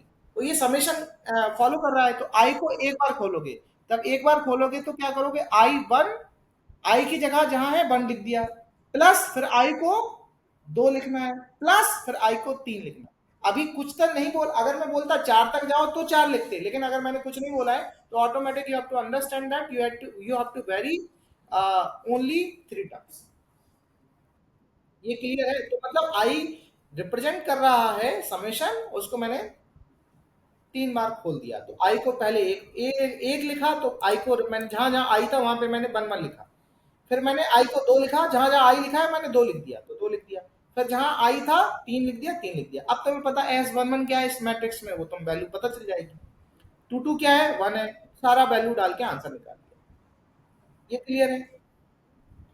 अब मैं फिर से बोल रहा हूँ, ये जो अगला टर्म है तुम कुछ मत देखो, केवल और केवल ये जो मैंने हाईलाइट किया सिर्फ उतना ही देखो, बाकी सब भूल जाओ। तो मैं जूम भी कर देता हूँ। चलो, अब ये बताओ मुझे कि इसमें कितने इंडेक्स हैं और कितने वो फ्री है या डमी।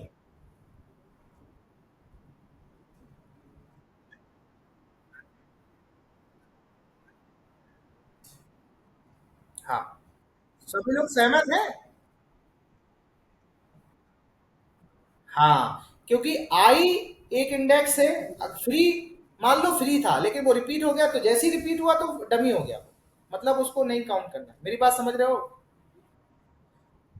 ऐसे जे भी इंडेक्स आया लेकिन वो रिपीट हो रहा है, तो मतलब ये भी डमी इंडेक्स बन गया। यानी कि कोई भी फ्री इंडेक्स है ही नहीं इस टर्म में, केवल और केवल 2 इंडेक्स हैं जो कि दोनों ही डमी इंडेक्स हैं।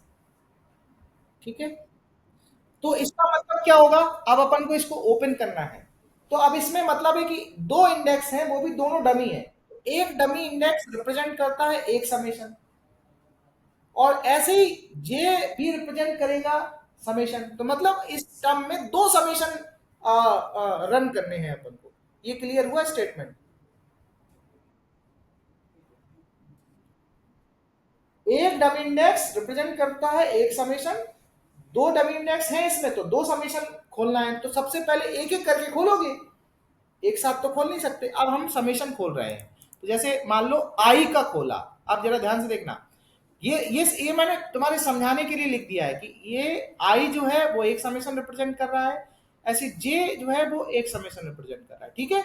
लेकिन खोलोगे एक एक करके, तो सबसे पहले मान लो कि तुमने आई को खोला, जे को एज इट इज रखा, जे को कुछ नहीं छेड़ोगे, जहां जहां आई है उसको खोल रहे हो। तो आई जहां है एक टर्म में 1 लिखोगे, फिर एक बार उसी चीज को 2 लिखोगे, उसी चीज को 3 लिखोगे।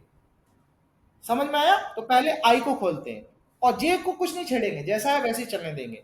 तो पहले मैंने क्या किया, जहां आई है वहां 1 लिखा, देखो S1, जे को कुछ नहीं छेड़ा, S1 जे को कुछ नहीं छेड़ा। सिमिलरली पहले मैंने 1 लिख दिया, फिर मैं जहां जहां 1 है वहां को 2 लिखा, तो 2 लिख दिया, फिर एक बार 3 लिखा, 3 लिख दिया। तो ये मेरा एक समेशन खुल गया।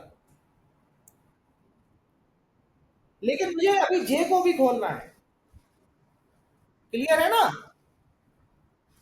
अब मुझे जे को खोलना है, तो जे को खोलना हूं तो मैं क्या करूंगा, जहां जहां जे है पहले मैं 1 डालूंगा, फिर 2 डालूंगा, फिर 3 डालूंगा। तो ये जब तुम जे को भी खोलोगे ना, तो इतने बड़े एक्सप्रेशन दिख जाएंगे।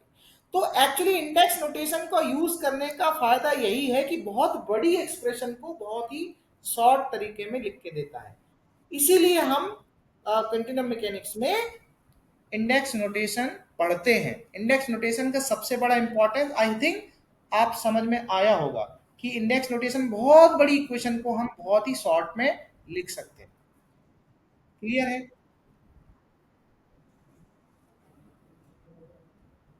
ठीक है।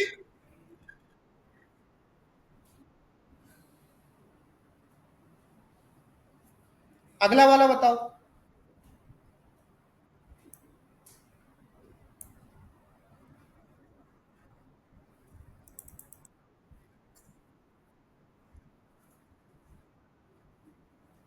ये पुराने जैसा ही है, मतलब आप ये मान के चलोगे कोई भी, ये भी यहाँ पे दोनों ही जो इंडेक्स हैं वो क्या है, डमी इंडेक्स है, क्योंकि रिपीट हो गई है। और जब खोलोगे तो आप ये भी फ्री हो, आप किसी को भी पहले खोल सकते हो, ऐसा कोई दिक्कत नहीं है। तो यानी कि आपको आई को ओपन करना, यानी कि दो डमी इंडेक्स है, मतलब दो समेशन रिप्रेजेंट कर रहा है ये टर्म। और जब भी कोई समेशन आता है तो संख्या होगी, स्केलर होगा। अभी तो हम बाद में डिस्कस करेंगे कि क्या होगा। ये टर्म एक्सपेंशन अब आपको समझा रहा हूं मैं बस अभी। तो पहले आप जे को खोल लेंगे या आई को, जिसको भी चाहो उसको खोल सकते हो। तो इसका एक्सप्रेशन ये इतना छोटा लिखा है, लेकिन इसका मतलब छोटा नहीं है, बहुत बड़ा है।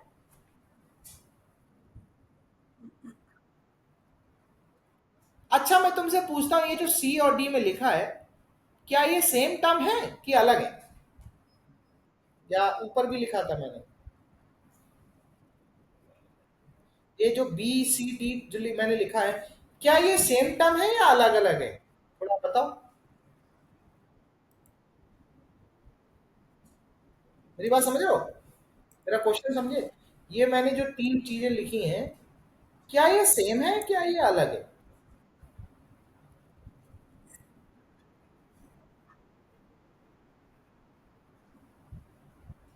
और सोच लो।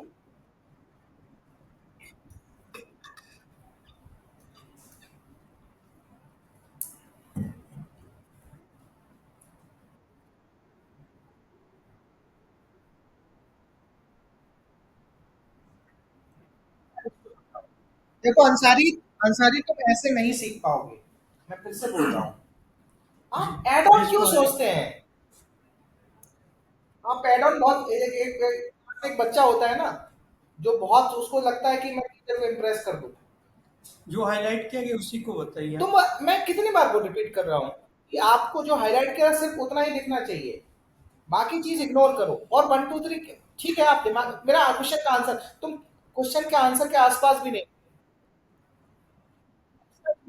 बेटा फिर से बताओ क्या क्वेश्चन है मेरा। आई ये जो टर्म तीन मैंने लिखे हैं, क्वेश्चन को बहुत पहले ध्यान से सुनो, कि जो तीन टर्म लिखे हैं क्या वो सेम है या वो अलग है?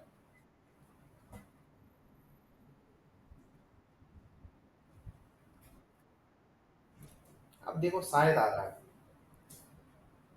अच्छा सेम है तो क्यों है सेम, क्यों, किस आधार पे बोल रहे हो बताओ जरा।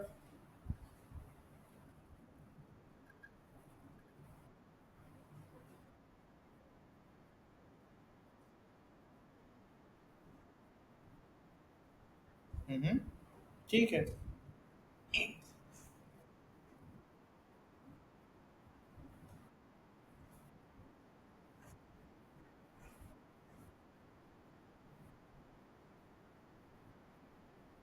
करेक्ट। तीनों, अब तीनों देंगे कि नहीं देंगे ये बताओ, वही तो मेरा डाउट है। पोजिशनिंग इज आल्सो इम्पोर्टेंट, ये मैंने हिंट दे दिया।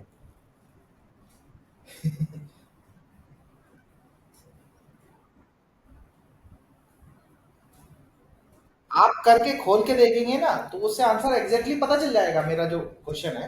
बट बिना एक्सपेंड करे आपको सिर्फ इधर से देख के बताना है। संकल्प तुम बताओ।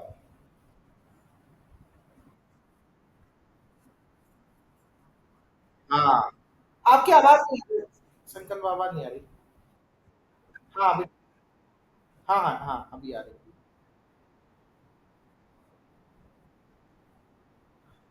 हाँ करेक्ट, ये बिल्कुल सही आंसर है, इसने लॉजिक भी सही दिया।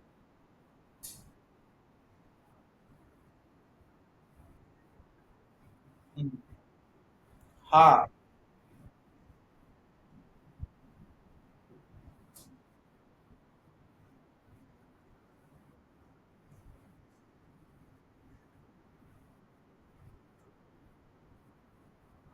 करेक्ट करेक्ट, बिल्कुल सही आंसर। बिल्कुल बिल्कुल, देखो देखो यहां से बिल्कुल उसने सही बोला। देखो बी और सी कुछ नहीं है, सेम टू सेम है। आई जे जो, और आई जे को मैंने यहाँ पे बस आई को जे रिप्लेस कर दिया, जे को आई लिख दिया। तो पहला और दूसरा तो सेम है, लेकिन यहाँ पे देखो, और एक और चीज देखना, जो पहले में आईजे लिखा है दूसरे वाले में भी आईजे लिखा है, लेकिन तीसरे वाले में आप देखेंगे ना, पहले मैंने भले मैंने जे के यूज किया, कोई दिक्कत नहीं, मैं दो यूज कर सकता हूं, लेकिन बगल वाले में फिर पहले मैंने उल्टा लिख दिया, फिर सेकंड वाले में जेके की जगह केजे लिख दिया। यानी कि ये जो पोजीशनिंग है ये गड़बड़ हो गई। यानी कि तीसरा वाला जो आप खोल के देखोगे ना, तो उसका आंसर अलग आएगा, क्योंकि पोजीशनिंग थोड़ी सी चेंज हो गई है, प्लस माइनस। ये समझ में आया नहीं आया?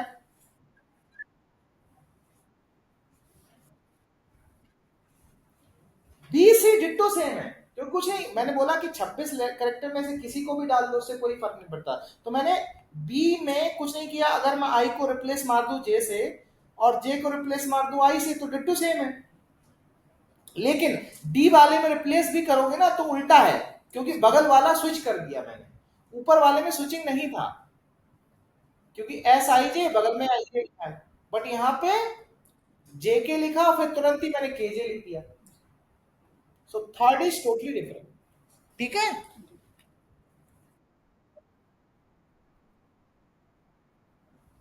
नहीं जेके तो ठीक है, हाँ जेके लिखा होता तो सेम रहता, लेकिन आगे यहाँ पे मैंने इसके चलते गड़बड़ हो गया, क्योंकि ये जेके की जगह मैंने केजे लिख दिया। ठीक है, तुम जब खोल के कभी भी डाउट हो तो खोल के देखोगे ना, इसको जब खोलोगे ना तो लंबा टाइम आएगा, तो उससे पता चल जाएगा कि डिट्टो सेम आएंगे ही नहीं, तीसरा वाला गड़बड़ होगा। लेकिन आप सी को खोलोगे ना तो सेम आंसर पाओगे, whatever you are having in case of B. ठीक है, एफ वाला बताओ ऐसे ही।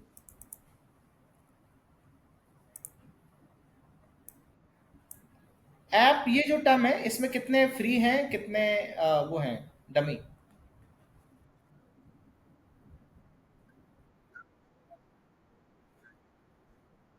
हाँ, ओके, इसमें सारे मैंने डमी ही लिखे हैं। अब मैं तो कुछ तुमसे क्वेश्चन पूछता हूँ, ठीक है? ये तुम बताना, लेट मी ओपन।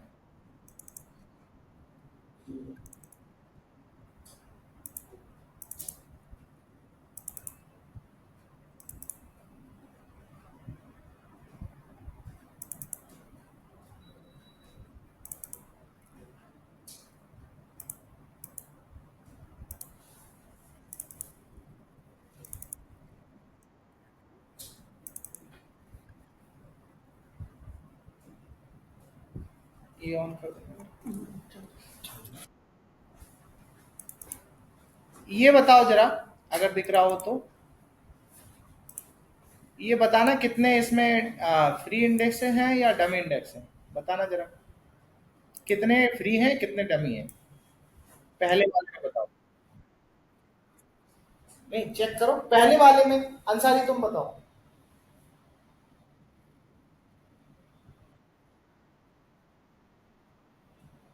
हम्म,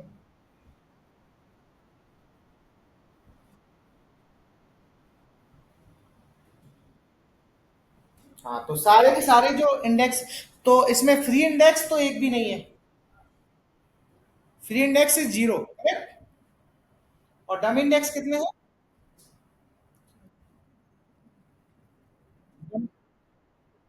हाँ, मतलब चार हो गए हैं। चलो ठीक है, दूसरे वाले में बताओ।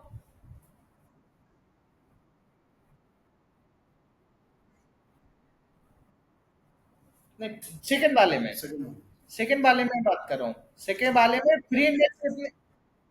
आई देखो रिपीट, हाँ, हाँ, जे के एल एम आर द आई, जे भी रिपीट, हाँ जे भी रिपीट हो गया, के भी रिपीट हो गया, एम भी रिपीट हो गया, और एल भी रिपीट हो गया, केवल और केवल आई बच गया।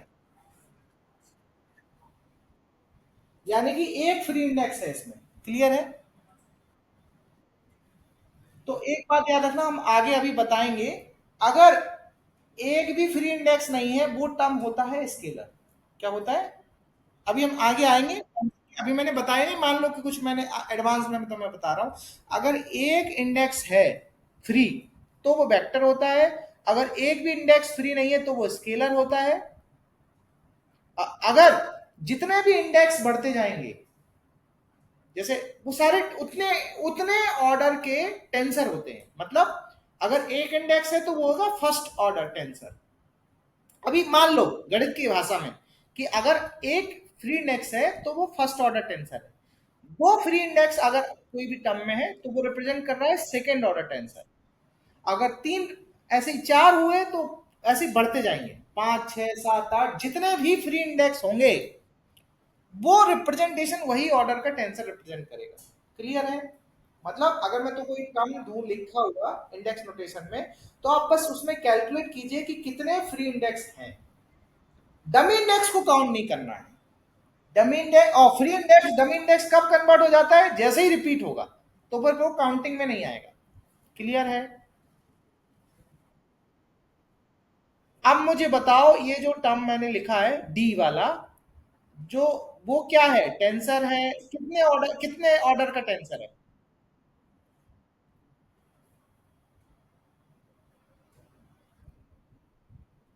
डी वाला, ठीक है।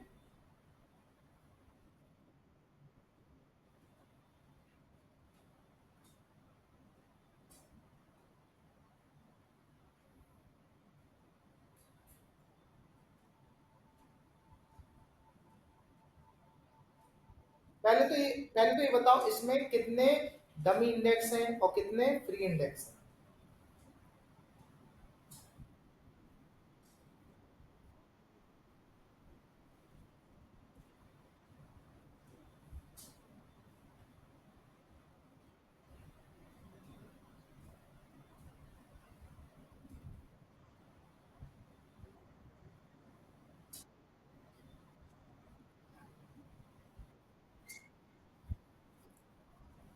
आई को चेक करो, आई को चेक करो, आई भाई रिपीट हो गया, ठीक है। जे भी रिपीट हो गया, ओके। के, के भी रिपीट हो गया। एल, एल सब।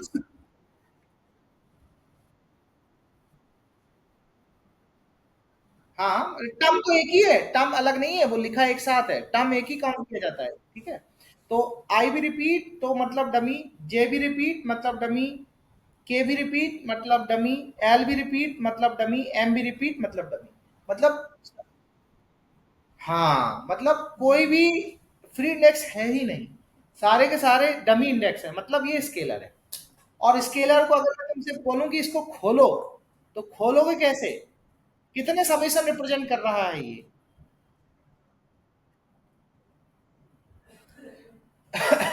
इसको जब तुम खोलोगे ना तो तुम्हारा पन्ना भर जाएगा पूरा। कितने रिप्रेजेंटेशन है? मैं अंसारी बताओ।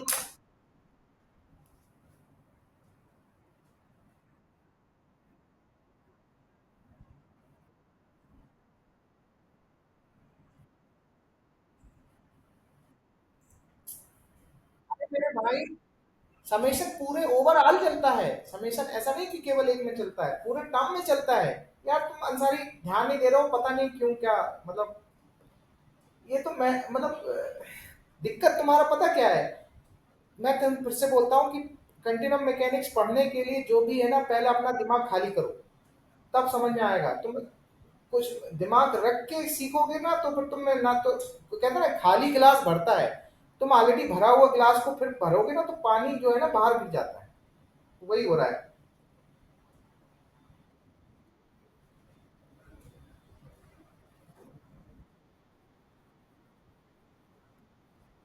सिंपल। कितने डमी इंडेक्स हैं?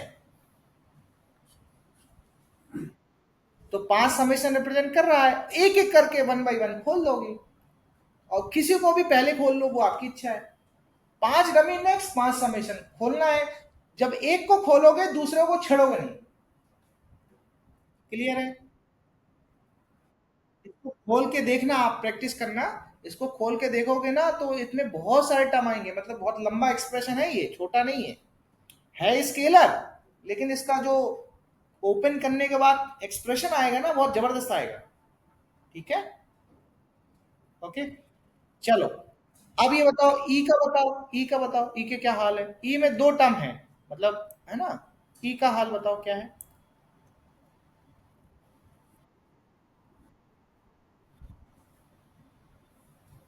आई भी रिपीट हो रहा है और जे भी रिपीट हो रहा है, के भी रिपीट हो रहा है, पहले वाले मतलब। तो ये तो पूरा सारे डमी है, तो ये तो स्केलर हो गया है ना। दूसरा का चेक करो इसमें।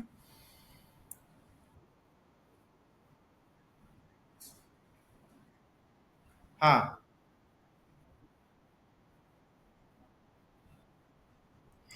करेक्ट। यानी कि ये भी स्केलर है और ये भी स्केलर है, तो यस, स्केलर स्केलर भाई भाई जुड़ जाएंगे, कोई दिक्कत नहीं है ना। अगर इसमें से कोई भी एक वेक्टर या कोई भी ऑर्डर, अगर कोई भी फ्री इंडेक्स आ जाता, तो मैं बोलता कि ये जो ई लिखा है ना ओवरऑल, वो हम लिख ही नहीं सकते, क्योंकि इसके कोई भी, क्योंकि आप जोड़ तभी सकते हो वो सेम ऑर्डर में होंगे, अलग अलग ऑर्डर को तो जोड़ ही नहीं सकते। ठीक है, चलो ये बात समझ में आ गई होगी आपको। तो आई थिंक मैंने प्रैक्टिस करा दिया आपको। ये मैं शेयर कर दूंगा, असाइनमेंट आप लोग सॉल्व करके थोड़ा प्रैक्टिस कर लेना, तो आपका, आप मुझे जमा करना, ठीक है। अब हम आते हैं टेंसर पे। टेंसर है क्या, मैं फिर से बोल रहा हूं।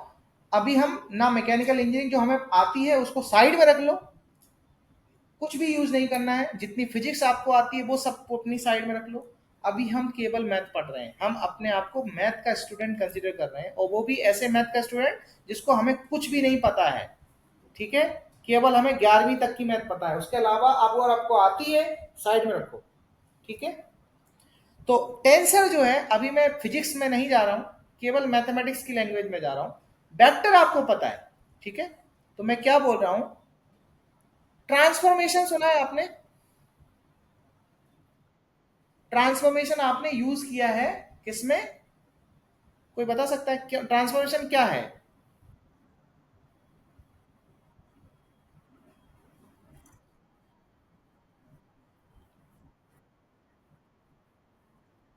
नहीं, दैट इज ओके। अब तो फिजिक्स, मैं फिर से बोल रहा, मैंने फिर से बोला था कि हमें फिजिक्स 11वीं तक की आती है। चलो ठीक है, गलत नहीं हो तुम, सही हो। मैं फिर से बता देता हूँ, जैसे मैट्रिक्स। हाँ हाँ। हाँ, जैसे दो मैट्रिक्स का गुणा हमें पता है, ठीक है। जैसे ए मैट्रिक्स है, बी मैट्रिक्स है, तो अगर ए बी निकालना है तो मुझे आता है ना, करेक्ट। तो अगर मान लो, मैं तुमसे क्या कह रहा हूं कि एक कोई वेक्टर है, ठीक है, एक कोई वेक्टर है, किसी रिस्पेक्ट में आपने उसको चूज किया है, फ्रेम ऑफ रेफरेंस में, तो उस वेक्टर को लिख सकते हो ऐसे, simple B I E I, correct.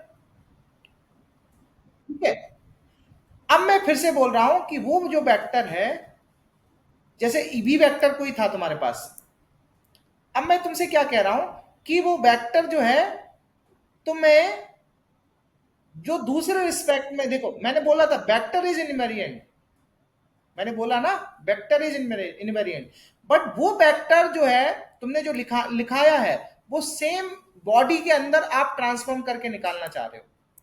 अभी फिर से मैं बोल रहा हूं, अभी फिजिक्स हम नहीं पढ़ रहे हैं, अभी हम मैथमेटिकली पढ़ रहे हैं। या ऐसा समझ लो कि हमारे पास कोई 3x1 का मैट्रिक्स है, और मुझे एक नया 3x1 का मैट्रिक्स बनाना है, तो मैं इसमें क्या गुणा करूं, बताओ जरा। मैट्रिक्स का गुणा तो पता है ना तुम्हें, मैट्रिक्स का गुणा तभी पॉसिबल होता है जब m/n, या है ना, m क्रॉस n, और अगर कोई दूसरा a क्रॉस b और c क्रॉस d है, तो b और c सेम होने चाहिए, तभी प्रोडक्ट पॉसिबल होता है कि नहीं? तो मैं फिर से बोल रहा हूं कि ट्रांसफॉर्मेशन उसी को बोलते हैं, कुछ नहीं है। तो बेसिकली मैं क्या बोल रहा हूं, अगर आपके पास कोई एक वेक्टर है with respect to any reference frame, और उस वेक्टर को तुम ट्रांसफॉर्म कर रहे हो किसी नए वेक्टर में, तो ट्रांसफॉर्म करने का मतलब, किसी, कोई एक ट्रांसफॉर्मर है, मतलब समझ रहे हो, कोई एक ट्रांसफॉर्मर है जो कि एक वेक्टर को ट्रांसफॉर्म कर रहा है किसी दूसरे नए वेक्टर में, तो वो जो ट्रांसफॉर्मर होता है उसको टेंसर बोलते हैं। ये मैथमेटिक्स की भाषा है, ओके। अभी हम फिजिक्स नहीं बोल रहे हैं। तो मैं क्या बोला, what is tensor? So mathematically tensor is nothing but the operator or transformer which is going to transform one vector to new vector। Vector बदल रहा है अभी। तो कोई वेक्टर अपने पास b था, उसमें मैंने कुछ एक ट्रांसफार्मर से गुणा किया, ये टेंसर है, ये टेंसर है। मैं फिर से बोल रहा हूं, टेंसर अभी फिलहाल के लिए गणित की भाषा में आप मैट्रिक्स समझ लीजिए, मैं फिजिक्स में नहीं आया हूं। मैट्रिक्स की लैंग्वेज में, मैथमेटिक्स की लैंग्वेज में टेंसर मैट्रिक्स है, ठीक है। तो या आप फिजिक्स भी थोड़ी सी इन्वॉल्व करा सकते हो इसमें, कि मैंने क्या बोला, फिजिकली और मैथमेटिकली। पहले इसकी डेफिनेशन टेंसर की मैथमेटिक्स से आई है। मैथमेटिकली क्या बोलते हो कि एक वेक्टर को नए वेक्टर में मैप करने के लिए कुछ ट्रांसफार्मर की जरूरत पड़ेगी, वो ट्रांसफार्मर को हम टेंसर बोलते हैं, simple. So tensor is something that is going to transform one vector, और that is going to map one vector to new vector. Clear है? इसको टेंसर कहते हैं मैथमेटिक्स की लैंग्वेज में। अब इस डेफिनेशन को यूज कर लिया फिजिक्स वालों ने, अभी मैं बता रहा हूं कैसे यूज किया। यहां तक क्लियर है कि नहीं है? टेंसर समझ गए? तो मैथमेटिक्स की भाषा में जब भी कोई तुमसे पूछे तो उसको पहले बताओ कि सर हम अभी मैथमेटिक्स से बता रहे हैं। तो mathematically the definition of the tensor is nothing but the tensor is something that is going to transform one vector to new vector, simple। ठीक है, अब थोड़ा आगे चलते हैं। अब मैं कुछ कुछ थोड़ा थोड़ा चीज बता रहा हूं, ये आपको थोड़ा सा कॉन्सेप्ट पता है, बस आधा घंटे में फिर अपना खत्म हो जाएगा। देखो, ये तुम्हें पता है, जैसे आई E1 E2 E3 मैंने बोला ना, आई जे के तुमने 11वीं में पढ़ा है, अब आई जे को कंसीडर करो E1 E2। तो जैसे आई डॉट आई क्या होता था, सॉरी, आई डॉट आई क्या होता था, हाँ बताओ, 11वीं में पढ़े थे ना।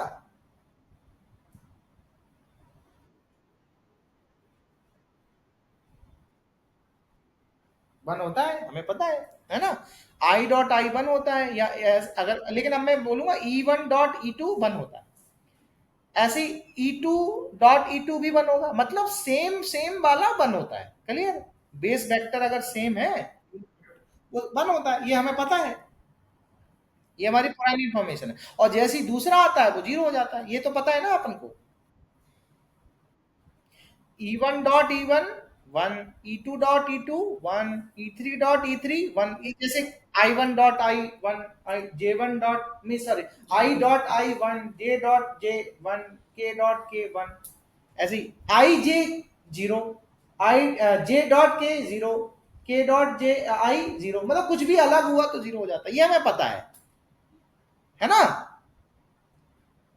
तो मैं इसको इतना लंबा 6 इक्वेशन नहीं लिखता हूं, मैं इसको शॉर्ट में लिखता हूं। देख लो, 1 2 3 वेरी कर रहा है तो मैं ऐसे लिखा, E I dot E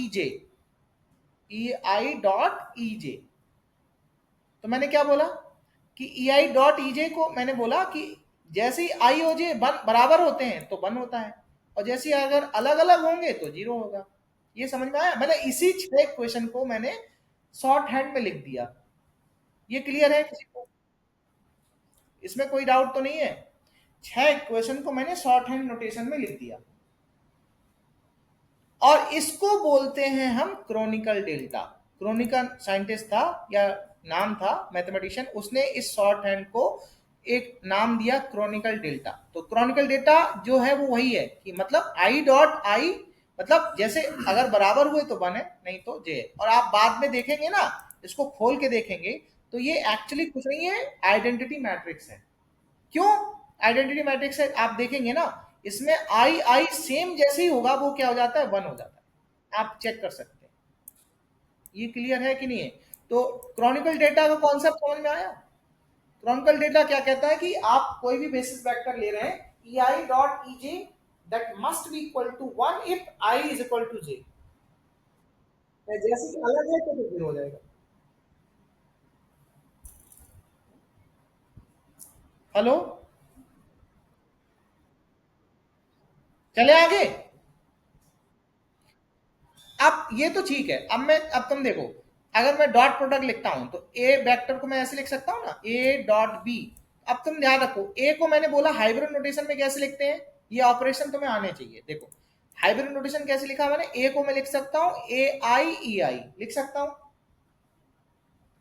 AI EI लिख सकता हूं। अब डॉट को बी को लिख सकता हूं मैं, बीजे ईजे। अब मैंने जे क्यों लिखा, आई क्यों नहीं लिखा?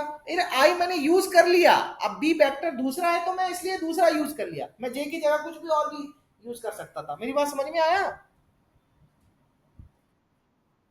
मैंने ए को लिखा ए आई ई आई, ये बोलते हैं हाइब्रिड नोटेशन, जिसमें मतलब मैग्नीट्यूड ए आई होता है और बेस वेक्टर को भी इंक्लूड कर लेते हो।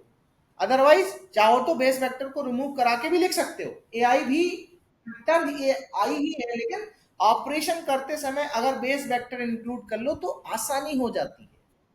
क्लियर है? तो मैंने ए वेक्टर को लिखा ए आई ई आई और डॉट का डॉट जैसा बी को लिख दिया बीजे ईजे। जे मैंने यूज किया क्योंकि आई ऑलरेडी यूज हो चुका है, तो मैंने कुछ नहीं किया, मैग्नीट्यूड को बाहर निकाल लो, ए आई बीजे और ई आई डॉट ईजे, और मैंने तुरंत बोला ई आई डॉट ईजे क्या होता है, क्रॉनिकल डेल्टा। तो आप हमेशा याद रखें, दो वेक्टर का जो डॉट प्रोडक्ट होता है A dot B that is equal to A I B I E I dot E J, that is nothing but the Kronecker delta del I J. ये आपको आना चाहिए। यहां तक किसी को डाउट? आगे बढ़े, नहीं तो कोई डाउट है तो फिर क्वेरी पूछ सकते हो। This is called concept of dot product in index notation.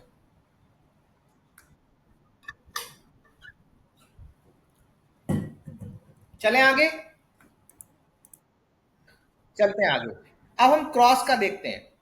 Cross में देखो, हाँ, क्रॉस में ये बताओ, क्रॉस का कॉन्सेप्ट ये पता ना, आई क्रॉस क्या होता था, आई क्रॉस जे बराबर के, याद है ना? ये सिर्फ, मैं फिर से बोल रहा हूं, आपको जितना मैंने हाईलाइट किया वही देखना है, बाकी सब मत देखो, क्योंकि जब मैं पढ़ाऊंगा आपको तो मैं सिर्फ उतना ही लिखूंगा।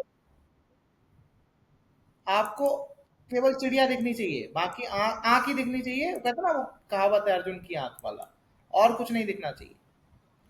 तो ये तुम्हें पता है ना, I cross J is equal to K, ये हमने 11वीं में पढ़ा था। और जैसे ही क्रॉस प्रोडक्ट उल्टा होता है तो माइनस साइन आ जाता है, ये तो हमें पता है। लिख सकते हैं कि नहीं लिख सकते, ये बताओ। ऐसे में ई टू, अब मैंने आई जे की जगह E one E two E three use कर रहा हूं, तो मैं E one cross E two E three उल्टा लिखूंगा तो माइनस हो जाएगा। ऐसे E two cross E three को ई वन हो जाएगा। ये आपने एक नोटिस किया, ये चलते हैं साइक्लिक ऑपरेशन में, आई क्रॉस जे क्रॉस के आई,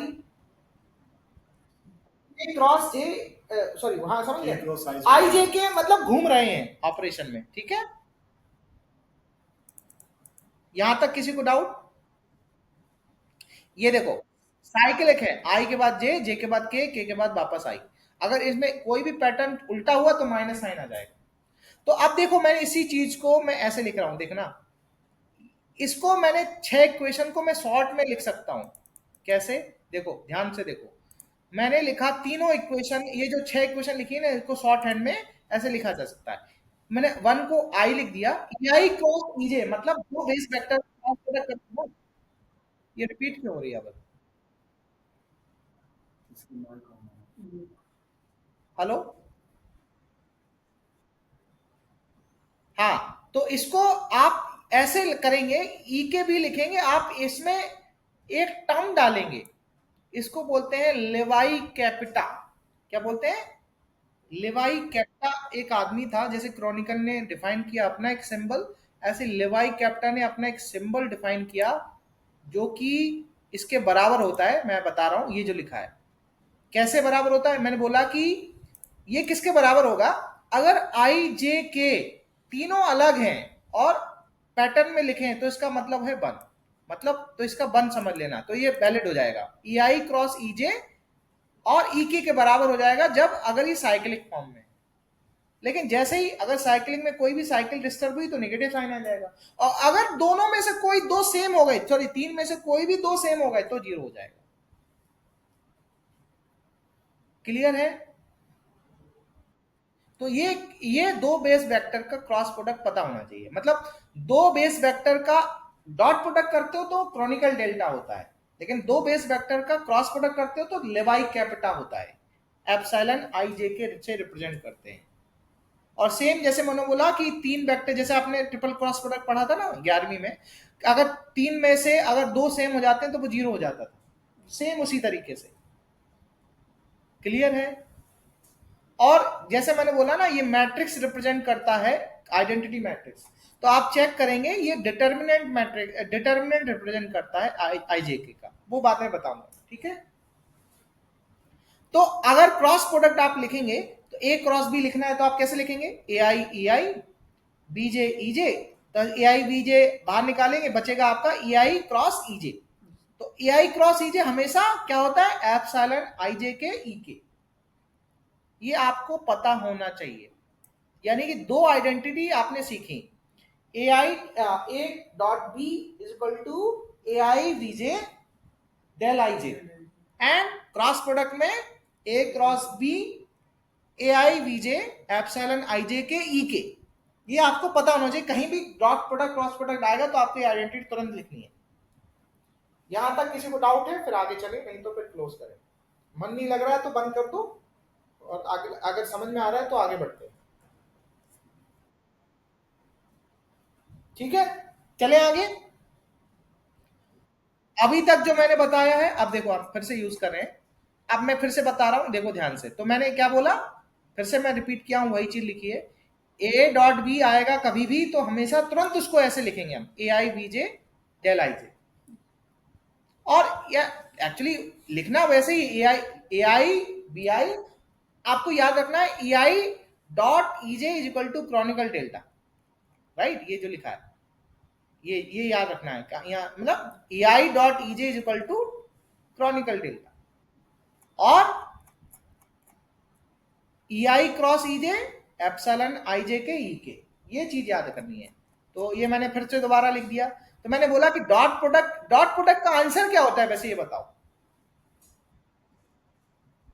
अरे दो वेक्टर का डॉट प्रोडक्ट फाइनल क्या होता है? वेक्टर होता है या स्केलर होता है?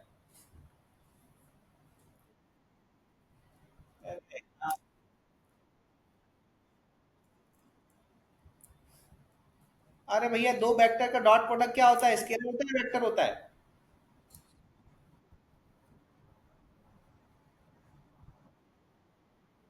हाँ, अंसारी तुम बताओ।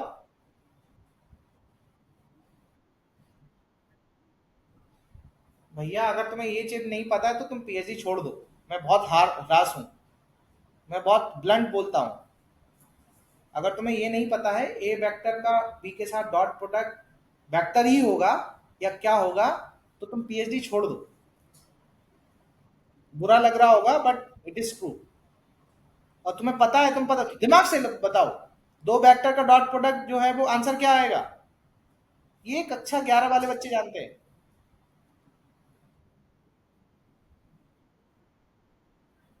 तभी तो स्केलर प्रोडक्ट बोला जाता है भाई साहब। ये इसको कहते हैं पाप, एक होती गलती, ये पाप है। ठीक है, तुम्हें आंसर पता है लेकिन कंफ्यूज हो रहे हो। ठीक है, क्लियर हो ना? यानी दो वेक्टर का अगर डॉट प्रोडक्ट लेते हैं तो वो स्केलर हो जाता है। क्लियर है? हाँ, तो अब मैं इसको समझा नहीं सकता। अब ये जो मैंने लिखा है यहाँ पे, आप चेक करो इसमें इंडेक्स नोटेशन में, तो ये स्केलर है कि वेक्टर है? जरा चेक करो इसमें, देखो जरा क्यों स्केलर है।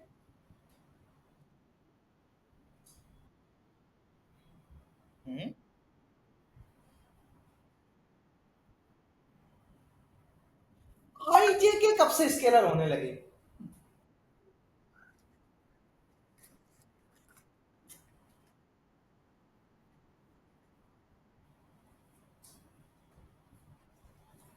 अरे मेरे भाई साहब, आई जे के स्केलर स्केलर कुछ नहीं होते। आई जे के तो इंडेक्स नोटेशन है, मतलब इंडेक्सेस हैं। वो कब से, वो इंडेक्स कभी ना स्केलर होती है ना टेंसर होती, कुछ नहीं होती। इंडेक्स इंडेक्स होती है, उसकी वजह से टर्म होता है स्केलर वेक्टर जो भी टेंसर।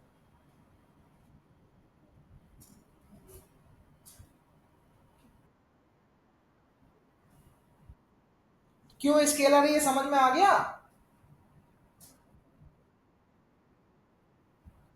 फ्री इंडेक्स नहीं।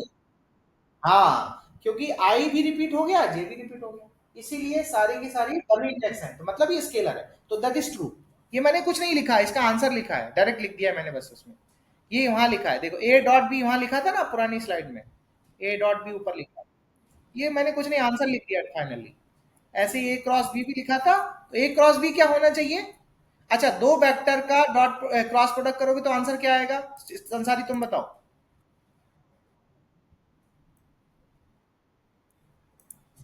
दो वेक्टर का क्रॉस प्रोडक्ट करोगे तो आंसर क्या आएगा?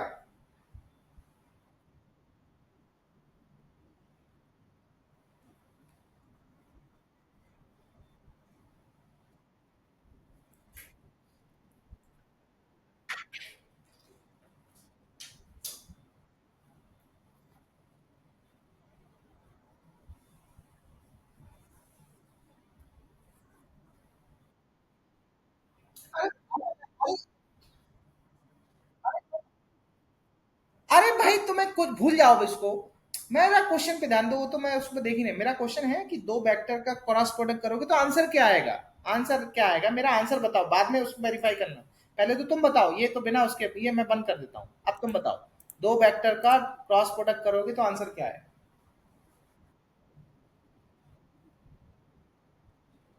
यार, अगर ऐसा रहा ना तो मैं सही बता रहा हूँ, मैं साहू सर को मैं खुद बोलूंगी कि I am not interested to take you as an external. Okay, मैं खुद बोलूंगा। आप हमारे मतलब स्टूडेंट बनने लायक नहीं है। मैं बहुत ब्लंट हूँ। अगर ये सब चीजें नहीं आती, sorry, I can not be your guide.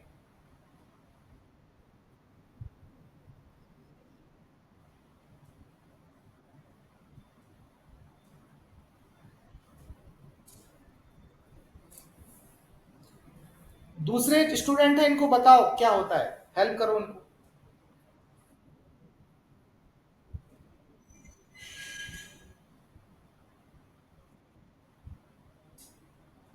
दो वेक्टर का क्रॉस प्रोडक्ट करते हैं तो आंसर क्या आएगा?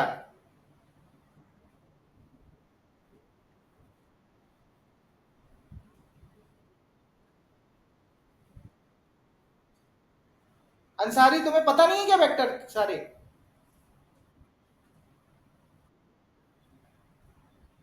तुम्हें कंटेनर मैकेनिक्स पढ़ना है लेकिन वेक्टर्स का पता ही नहीं है। You are not eligible. आप मैन्युफैक्चरिंग में पीएचडी कर लीजिए। मशीन डिजाइन में या ये सब डिजाइन में पीएचडी के लायक नहीं है आप। Sorry, I am really blunt.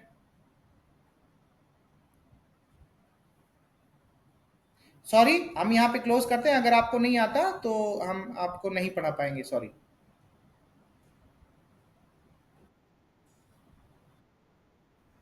क्या? अरे इसमें ट्राई नहीं करना, ये आपको पता होना चाहिए। जैसे आपको ने बोला कि एक वेक्टर दूसरे वेक्टर के साथ डॉट प्रोडक्ट हुआ तो आंसर स्केलर आया, इसलिए उसको स्केलर प्रोडक्ट बोलते हैं। अगर एक वेक्टर का क्रॉस प्रोडक्ट करते हैं दूसरे वेक्टर के साथ तो आंसर क्या आता है?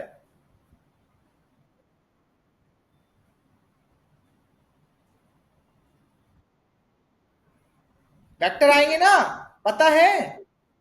तो तुम क्यों नहीं बता पा रहे हो? ये महापाप है। अभी मैंने पाप की कैटेगरी में बोला था, महापाप मैंने बोला। देखो, ये अगर बेसिक आंसर नहीं दोगे ना तो मुझे बहुत गुस्सा आता है। मैं बहुत वैसे तो रेयरली गुस्सा होता हूँ, आई थिंक। और जब बहुत अब मैं तुमसे पूछूं कि दो का पहाड़ा सुनाओ, अगर तुम दो का पहाड़ा नहीं सुना पाओगे तो सोचो तुम्हें कितना गुस्सा आएगा। ये वैसे ही है हमारे लिए। वेक्टर, ये जो क्रॉस प्रोडक्ट, ये सब दो का पहाड़ा है। और आदमी बहुत गुस्सा जाता है। मेरे को कभी गुस्सा नहीं आता, तुम मुझे गुस्सा दिला रहे हो। तो ये पता है तुम्हें, लेकिन अब तुम क्यों नहीं पता, या तो नहीं पता तो रिवाइज करो। नहीं, ऐसे नहीं चलेगा।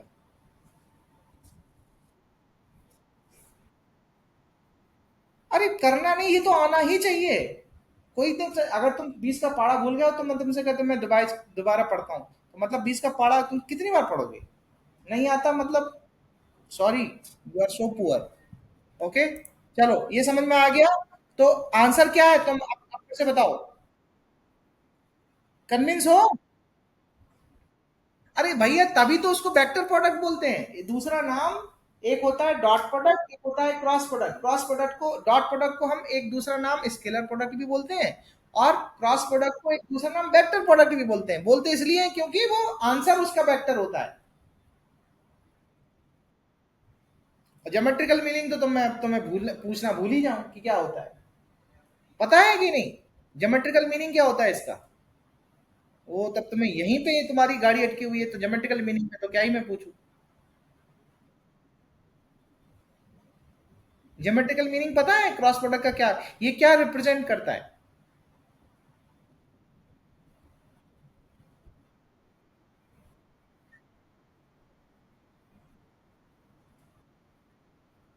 नहीं नहीं नहीं नहीं नहीं नहीं। देखो अंसारी, थोड़ा सा देखो, चलो ठीक है, कोई नहीं। आप ये सारा चीजें वेक्टर, मैं फिर से बोल रहा हूँ, तीन चीजें आप बहुत बेसिक से आप पढ़ लीजिए। भले आपको पहली एनसीईआरटी से पढ़ना पड़े, 11वीं का पढ़ना पड़े, पढ़िए, नहीं तो आपकी दुकान नहीं चल पाएगी। वेक्टर, कैलकुलस, मैट्रिक्स, ठीक है, और ये बेसिक फिजिक्स, ठीक है, ये आना ही चाहिए, नहीं तो आपका दुकान नहीं चल पाएगा, बिल्कुल भी नहीं चल पाएगा। ठीक है, फिर से मैं बोल रहा हूँ, ठीक है। तो हाँ, सॉरी, मैंने अगर तुम्हें कुछ उल्टा सीधा बोला, वो गुस्से में बोला है, but don't take it okay.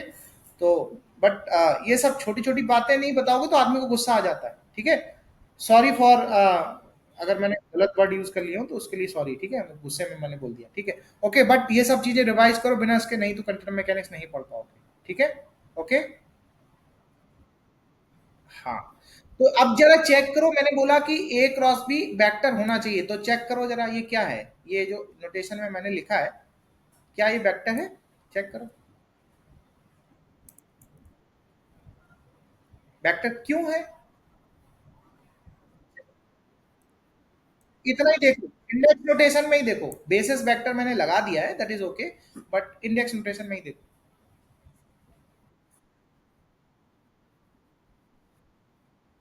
हाँ हाँ, के, हाँ, आई आई आई रिपीट हो गया तो मतलब डमी हो गया, जे भी रिपीट हो गया मतलब डमी हो गया, के फ्री हो गया मतलब एक फ्री इंडेक्स है, इसलिए ये वेक्टर है, ठीक है। और साथ में, और के का ही बेस वेक्टर मैंने लिखा है, इसलिए हाइब्रिड नोटेशन बोलते हैं इसको। हाइब्रिड नोटेशन में क्या होता है, बेस वेक्टर भी चिपका देते हैं, और बेस वेक्टर को कभी जरूरी नहीं है, लेकिन जब हम ऑपरेशन करते हैं तो बेस वेक्टर को चिपकाने से हमें आसानी होती है, इसीलिए हम जब भी कैलकुलेशन करते हैं तो बेस वेक्टर को भी चिपका लेते हैं। लेकिन अगर आप चाहो तो बिना बेस वेक्टर के भी लिख सकते हो। मेरी बात समझ गए? ठीक है। हाँ, अब अगला एक प्रोडक्ट, जैसे ये पहला वाला हो गया स्केलर प्रोडक्ट, तो इसका मैंने दो वेक्टर का डॉट प्रोडक्ट करोगे तो स्केलर आता है, ऐसे ही आता है, दो वेक्टर का क्रॉस प्रोडक्ट करोगे तो आंसर वेक्टर आता है। ऐसे ही एक और वेक्टर हो, एक और प्रोडक्ट होता है जो कि तुमने नहीं पढ़ा है अभी तक, पहली बार पढ़ रहे हो, इसको बोलते हैं टेंसर प्रोडक्ट। क्या बोलते हैं? Tensor product. तो इसको कैसे डिनोट करते हैं? क्रॉस के जैसा एक गोला, ठीक है। तो टेंसर प्रोडक्ट कैसे, कुछ नहीं, आप अभी दिमाग में रख लीजिए, जैसे दो वेक्टर हैं तो वेक्टर को कैसे लिखते हैं? मैट्रिक्स नोटेशन, ठीक है। तो आप कुछ मत करना, एक मैट्रिक्स नोटेशन में कन्वर्ट करो कोई भी वेक्टर को, और उसका पहला वाला लिखोगे और दूसरे के साथ ट्रांसपोज कर लोगे, तो उसका जो आंसर आएगा वो आपका टेंसर प्रोडक्ट का आंसर आपको मिल जाएगा। मेरी बात समझ रहे हो? जैसे क्या बोल रहा हूं, टेंसर प्रोडक्ट क्या होता है, अगर किसी दो, कोई भी क्वांटिटी हो सकता है वो टेंसर भी आ जाए। मान लो अभी कोई भी दो वेक्टर उनके बीच में डॉट, टेंसर प्रोडक्ट करना है तो कुछ नहीं करना, पहले को एज इट इज लिखना है, लेकिन लिखना है मैट्रिक्स फॉर्म में, ठीक है। और दूसरे वाले को वेक्टर को ट्रांसपोज ले लो, रो में लिखना है, और दोनों को, अब जैसे है ना, गुणा तो पता ही है आपको मैट्रिक्स का, फिर जो आंसर आ जाएगा वही आपका टेंसर प्रोडक्ट फाइनल आउटपुट आ जाएगा। तो अब ये क्या है, ये 3x3, इसको बोलते हैं टेंसर। तो जैसे देखो, स्केलर प्रोडक्ट का आंसर था स्केलर, वेक्टर प्रोडक्ट का आंसर था वेक्टर, ऐसे टेंसर प्रोडक्ट का आंसर है टेंसर। अभी हम टेंसर छोटा वाला ही बात कर रहे हैं, सेकेंड ऑर्डर टेंसर, या अभी अभी ऑर्डर में बाद में बताता हूं, अभी इसमें केवल मैट्रिक्स की बात करो। बेसिक मतलब tensor product gives you tensor, vector product gives you vector, scalar product gives you scalar, ठीक है। चलो, अब हम आगे बढ़ते हैं। मैंने बोला कि अब मैं नोटेशन में आ रहा हूं, ठीक है, ये जरा ध्यान से देखो। मैंने बोला कि कुछ नोटेशन है, आप यूज करना चाहोगे, तो मैंने बोला कि ये देखो, वेक्टर को आप ऐसे नोटेट कर सकते हो, ए आई ई आई, ये this is called hybrid notation. और ये आप बेस वेक्टर चाहो तो लगा लो, और चाहो तो हटा लो, लेकिन जब भी ऑपरेट करोगे तो लगाना इंपॉर्टेंट हो जाता है, it will be giving you easiness. Okay, तो अब मैंने बोला कि कोई भी टेंसर है, टेंसर, उसमें जितनी भी इंडेक्स फ्री होंगी वो उतने ऑर्डर का टेंसर होगा। ये स्टेटमेंट क्लियर है? इंडेक्स नोटेशन सारे के सारे टेंसर हैं, उसमें जितना भी फ्री इंडेक्स है वो उतने ही ऑर्डर का टेंसर है। क्लियर है? हाँ, तो अगर मैंने कोई भी ऑर्डर नहीं है, मतलब कोई भी फ्री इंडेक्स नहीं है, तो वो स्केलर है। अगर कोई भी फ्री इंडेक्स नहीं है तो वो स्केलर है, भले उसमें डमी इंडेक्स हो। क्लियर है? तो अगर इसमें वेक्टर वाले में एक इंडेक्स होगी, मतलब एक ही फ्री इंडेक्स होगी, तो ये फर्स्ट ऑर्डर टेंसर। तो वेक्टर क्या है? फर्स्ट ऑर्डर टेंसर है। जैसे एग्जांपल बहुत सारे वेक्टर के हैं, वेलोसिटी, एक्सेलरेशन, बहुत सारे फोर्स वगैरह वगैरह। और नोटेशन कभी कभी ऐसे डिनोट करते हैं, हमेशा नीचे एक डंडा लगाएंगे तो एक टेंसर। कभी कभी आप, अब अगला देखो, इसमें कितनी है ऑर्डर बताओ? इंडेक्स कितनी है इसमें फ्री? दो फ्री इंडेक्स है, एक आई है एक जे है ना?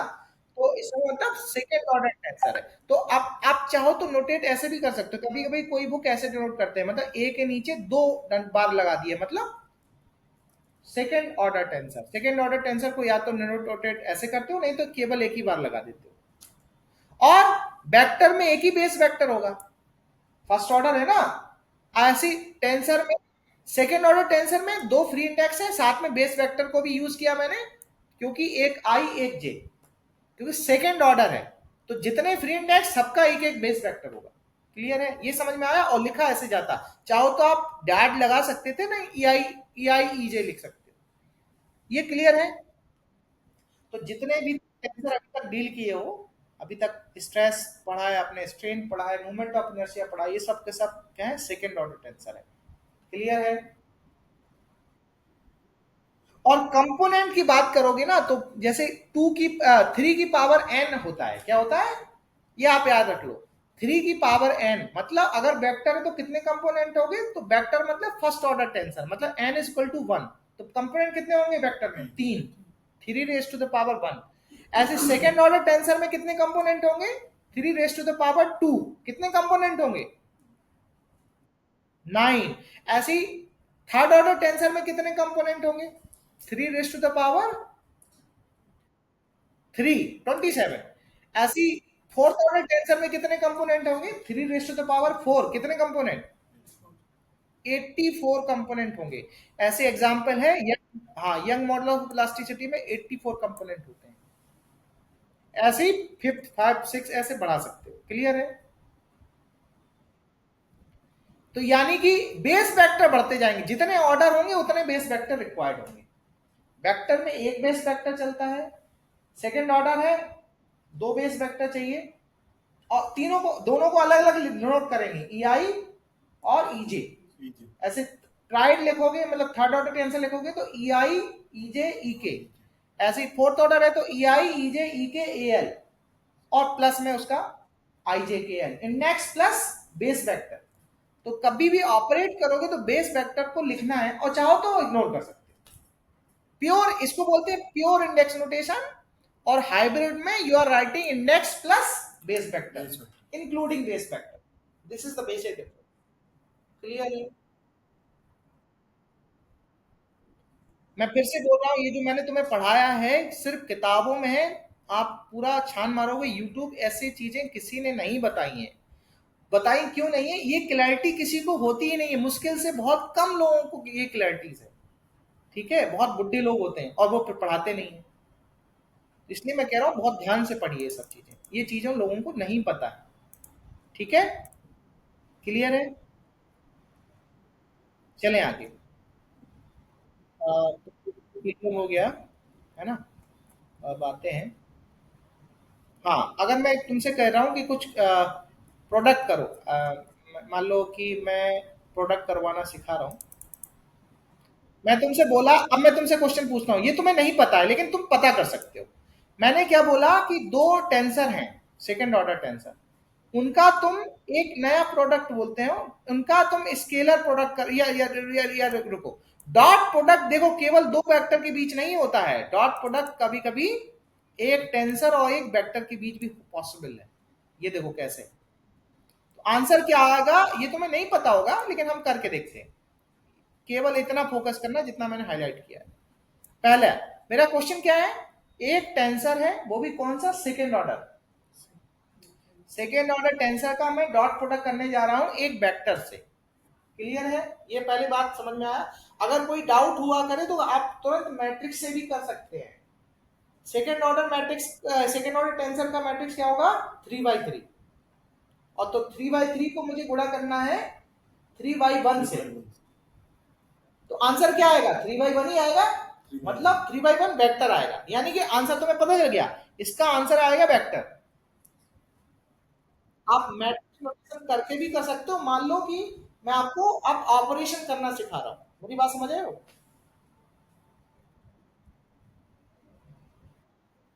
चले, अब मैं बोल रहा हूं कि इस सेकंड ऑर्डर टेंसर है, तो मैंने क्या बोला था, सेकंड ऑर्डर टेंसर है मतलब दो फ्री इंडेक्स यूज करनी पड़ेंगे, ए आई जे, ठीक है।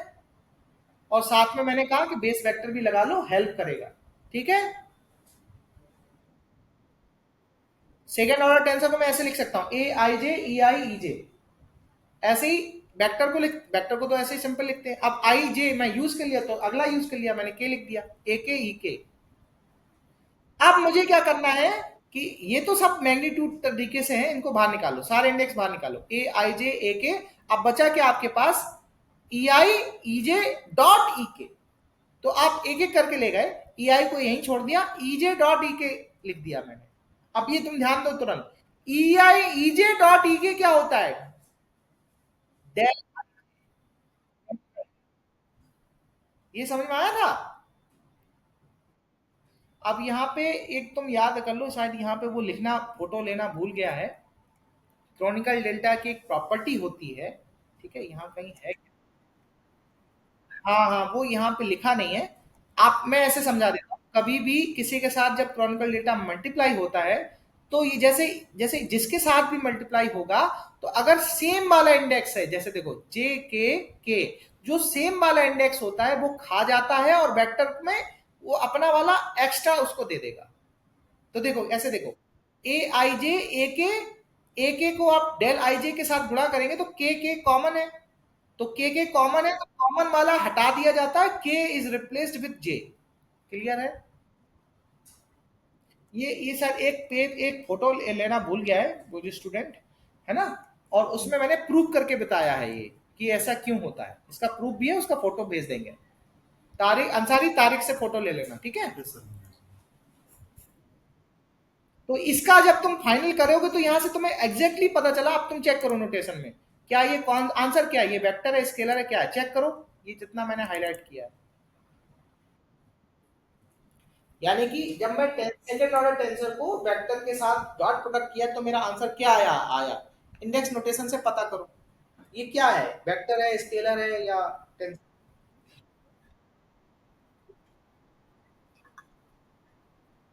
हाँ, तो जे रिपीट हो गया तो मतलब ये तो स्केलर है, लेकिन आई की वजह से ये वेक्टर बन गया, क्योंकि आई एक वन, एक फ्री इंडेक्स है, जे बाकी तो जे तो डमी इंडेक्स है, ठीक है। तो मतलब ये वेक्टर है। क्लियर है। तो ऐसे बहुत सारे आप ऑपरेशन कर सकते हो, बाकी आप चेक कर लेना, ये मैं ऑलरेडी शेयर कर दिया हूँ आपके साथ, है ना। नोट्स तो आपके साथ शेयर हैं, और भी अगर आप करना चाहो तो डॉट, ऐसे बहुत सारे, एक और डबल डॉट प्रोडक्ट बोलते हैं इसको, है ना, ए डॉट बी, मतलब स्केलर प्रोडक्ट आप कर रहे हो दो टेंसर के साथ, ठीक है, इसलिए डबल, इसको बोलते हैं डबल डॉट प्रोडक्ट, मतलब दो टेंसर हैं, उनके बीच में आप स्केलर प्रोडक्ट कर रहे हो, तो कर सकते हो, कोई दिक्कत नहीं। वैसे आंसर क्या आएगा, अच्छा बताओ, अगर हम गुणा ना करें, हम ये ऑपरेशन ना करें, तो आंसर बताओ क्या आएगा। तो अंसारी तुम बता सकते हो इसका आंसर क्या आएगा, दो टेंसर का सेकेंड ऑर्डर टेंसर। हाँ, क्योंकि ये, हाँ क्योंकि डॉट प्रोडक्ट सेम में कभी भी आए तो हमेशा स्केलर होता है ठीक है। पिछले वाला में डॉट किया था तो वो गड़बड़ था, क्योंकि बैलेंस अलग था, क्योंकि एक टेंसर था एक वेक्टर था, इसलिए आंसर एक एक वो खप गया, एक बच गया, है ना। तो प्रूव करके देखते हैं, आंसर आएगा स्केलर, चेक करते हैं। तो देखो, मैं ए को लिख सकता हूं ए आई जे ई आई ई जे, ऐसे बी को मैंने, अब आई जे यूज हो गया तो मैं अगला यूज कर लेता हूं, के एल यूज कर लिया, तो बी के एल ई के ई जे ई एल। अब फिर मैं क्या करना है, डबल डॉट है, तो अब चार लोग हैं ना बेस वेक्टर, तो एक एक करके यूज करते हैं, तो ई आई ई के कोई भी ले सकते हो आप, ई आई डॉट ई के, सिमिलरली ई जे डॉट ई एल, तो ई आई डॉट ई के क्या बन गया, डेल्टा आई के। Similarly E I dot E जे क्या हो गया, डेल्टा आई, ई एल क्या हो गया, डेल्टा आई एल। फिर लगा दो। अब इन दोनों में डेल्टा का ऑपरेशन लगाओगे तो डेल्टा क्या करता है, सेम वाला खा जाता है। तो इसमें देखो कॉमन क्या है, इसमें कॉमन है के, तो के रिप्लेस हो जाएगा आई से, तो आई और एल बचेगा, तो ए आई जे बी आई एल हो गया। अब बाकी ये डेल्टा बचा, फिर आपस में इन दोनों को ऑपरेट करोगे, तो इस दोनों को ऑपरेट करोगे तो क्या बचेगा, L is common and L is replaced with J, so A I B J. अब देखो ये क्या है, ए आई बी जे जो है, ये फाइनल आंसर जो आया वो क्या है, स्केलर है, वेक्टर है, क्या है।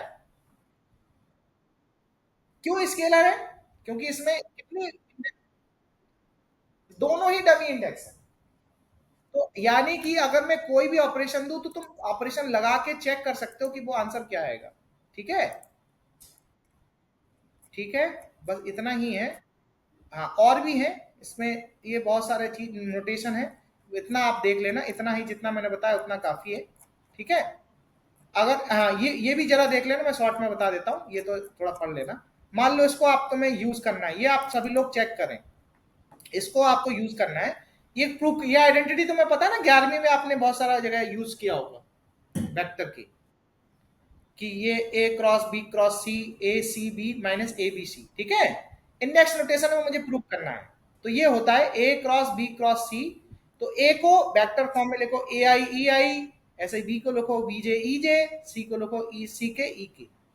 फिर आप थोड़ा से ऑपरेशन लगाओ, और इसमें एक आइडेंटिटी होती है एप्सिलॉन आई जे के एल, तो इसमें बहुत सिंपल है, आप चाहो तो इसको डिटर्मिनेंट फॉर्म में लिख सकते हो, आई जे के अपॉन, और डेल्टा, मतलब आई जे को क्रॉनिकल डेल्टा के फॉर्म में लिख सकते हो, ये मैं दिखा देता हूँ। मैं बहुत उसको इस तरीके से याद करना इंपॉर्टेंट है। मैं, रुक जाओ, एक पिक्चर दिखाता हूँ, कहीं भी तुम्हें ये देखो, ये देख रहा हो एक, ये एप्सिलॉन डेल्टा आइडेंटिटी है, मैं ग्रुप में शेयर कर दूंगा, देखो जरा, अगर दो एप्सिलॉन गुणा हो रहे हो, देखो जरा, दिख रहा है ना सबको मेरी स्क्रीन, दो एप्सिलॉन अगर गुणा हो रहे हो तो उनको कन्वर्ट किया जा सकता है किसमें, क्रॉनिकल डेल्टा। तो ये याद रखने का आसानी है, कैसा देख लो, आई जे के एल एम एन, तो ऊपर लिख दो, आई ऑपरेट होगा बाकी में, I L I M I N, फिर एक बार जे एक बार के। ठीक है, इसको बोलते हैं एप्सिलॉन डेल्टा आइडेंटिटी। तो आप इनको यूज करते हुए, है ना, इस सबको ऑपरेट करो, और इसको यूज करते हुए चेक करोगे एलएचएस बराबर आरएचएस। ठीक है, कोई दिक्कत, अब ये मैंने फास्ट कर दिया, ये तो आप कर सकते हो। ठीक है, कोई दिक्कत, बस खत्म, इतना एंड है। ठीक है, thank you for listening and sorry for everything what ever if I have use harsh word because of the situation happening. Okay, ठीक है, तो बुरा मत मानना अंसारी। हाँ हाँ, थोड़ा सा मैं गुस्सा जाता हूँ, बट थोड़ा सा अनकंट्रोल में हो जाता हूँ कभी, but don't take it otherwise, मेरा ऐसा कोई कंसेंट नहीं है। ठीक है, ओके, हाँ ठीक है। नहीं नहीं, बेसिक इतना ही है, बाकी कंटेनर मैकेनिक्स आप पढ़िए, इसके बाद मैं आपको नोट देता रहूंगा, आप पढ़ लेंगे सारा। ठीक है, ये पूरा बेसिक है, इसके लिए नहीं है, बाकी आप लेक्चर्स हैं और बाकी ये एक्चुअली कहीं भी है नहीं है, इसलिए मैंने आपको बता दिया। और बाकी कंटेनर मैकेनिक्स के ये मैंने ऑलरेडी आपको इसमें मेरा रिसर्च गेट है ना, उसमें मिल जाएंगे, ये ऑलरेडी शेयर है। ठीक है, मैं लिंक शेयर कर दूंगा, रिसर्च गेट में ऑलरेडी डला हुआ है ये। ठीक है, तो ये आप ले सकते हैं, बाकी आप अपने मन से पढ़िए मेरा, क्योंकि ये तो जस्ट टेंसर के बेसिक मैंने आपको पढ़ाने के लिए बताया था। ठीक है, ओके,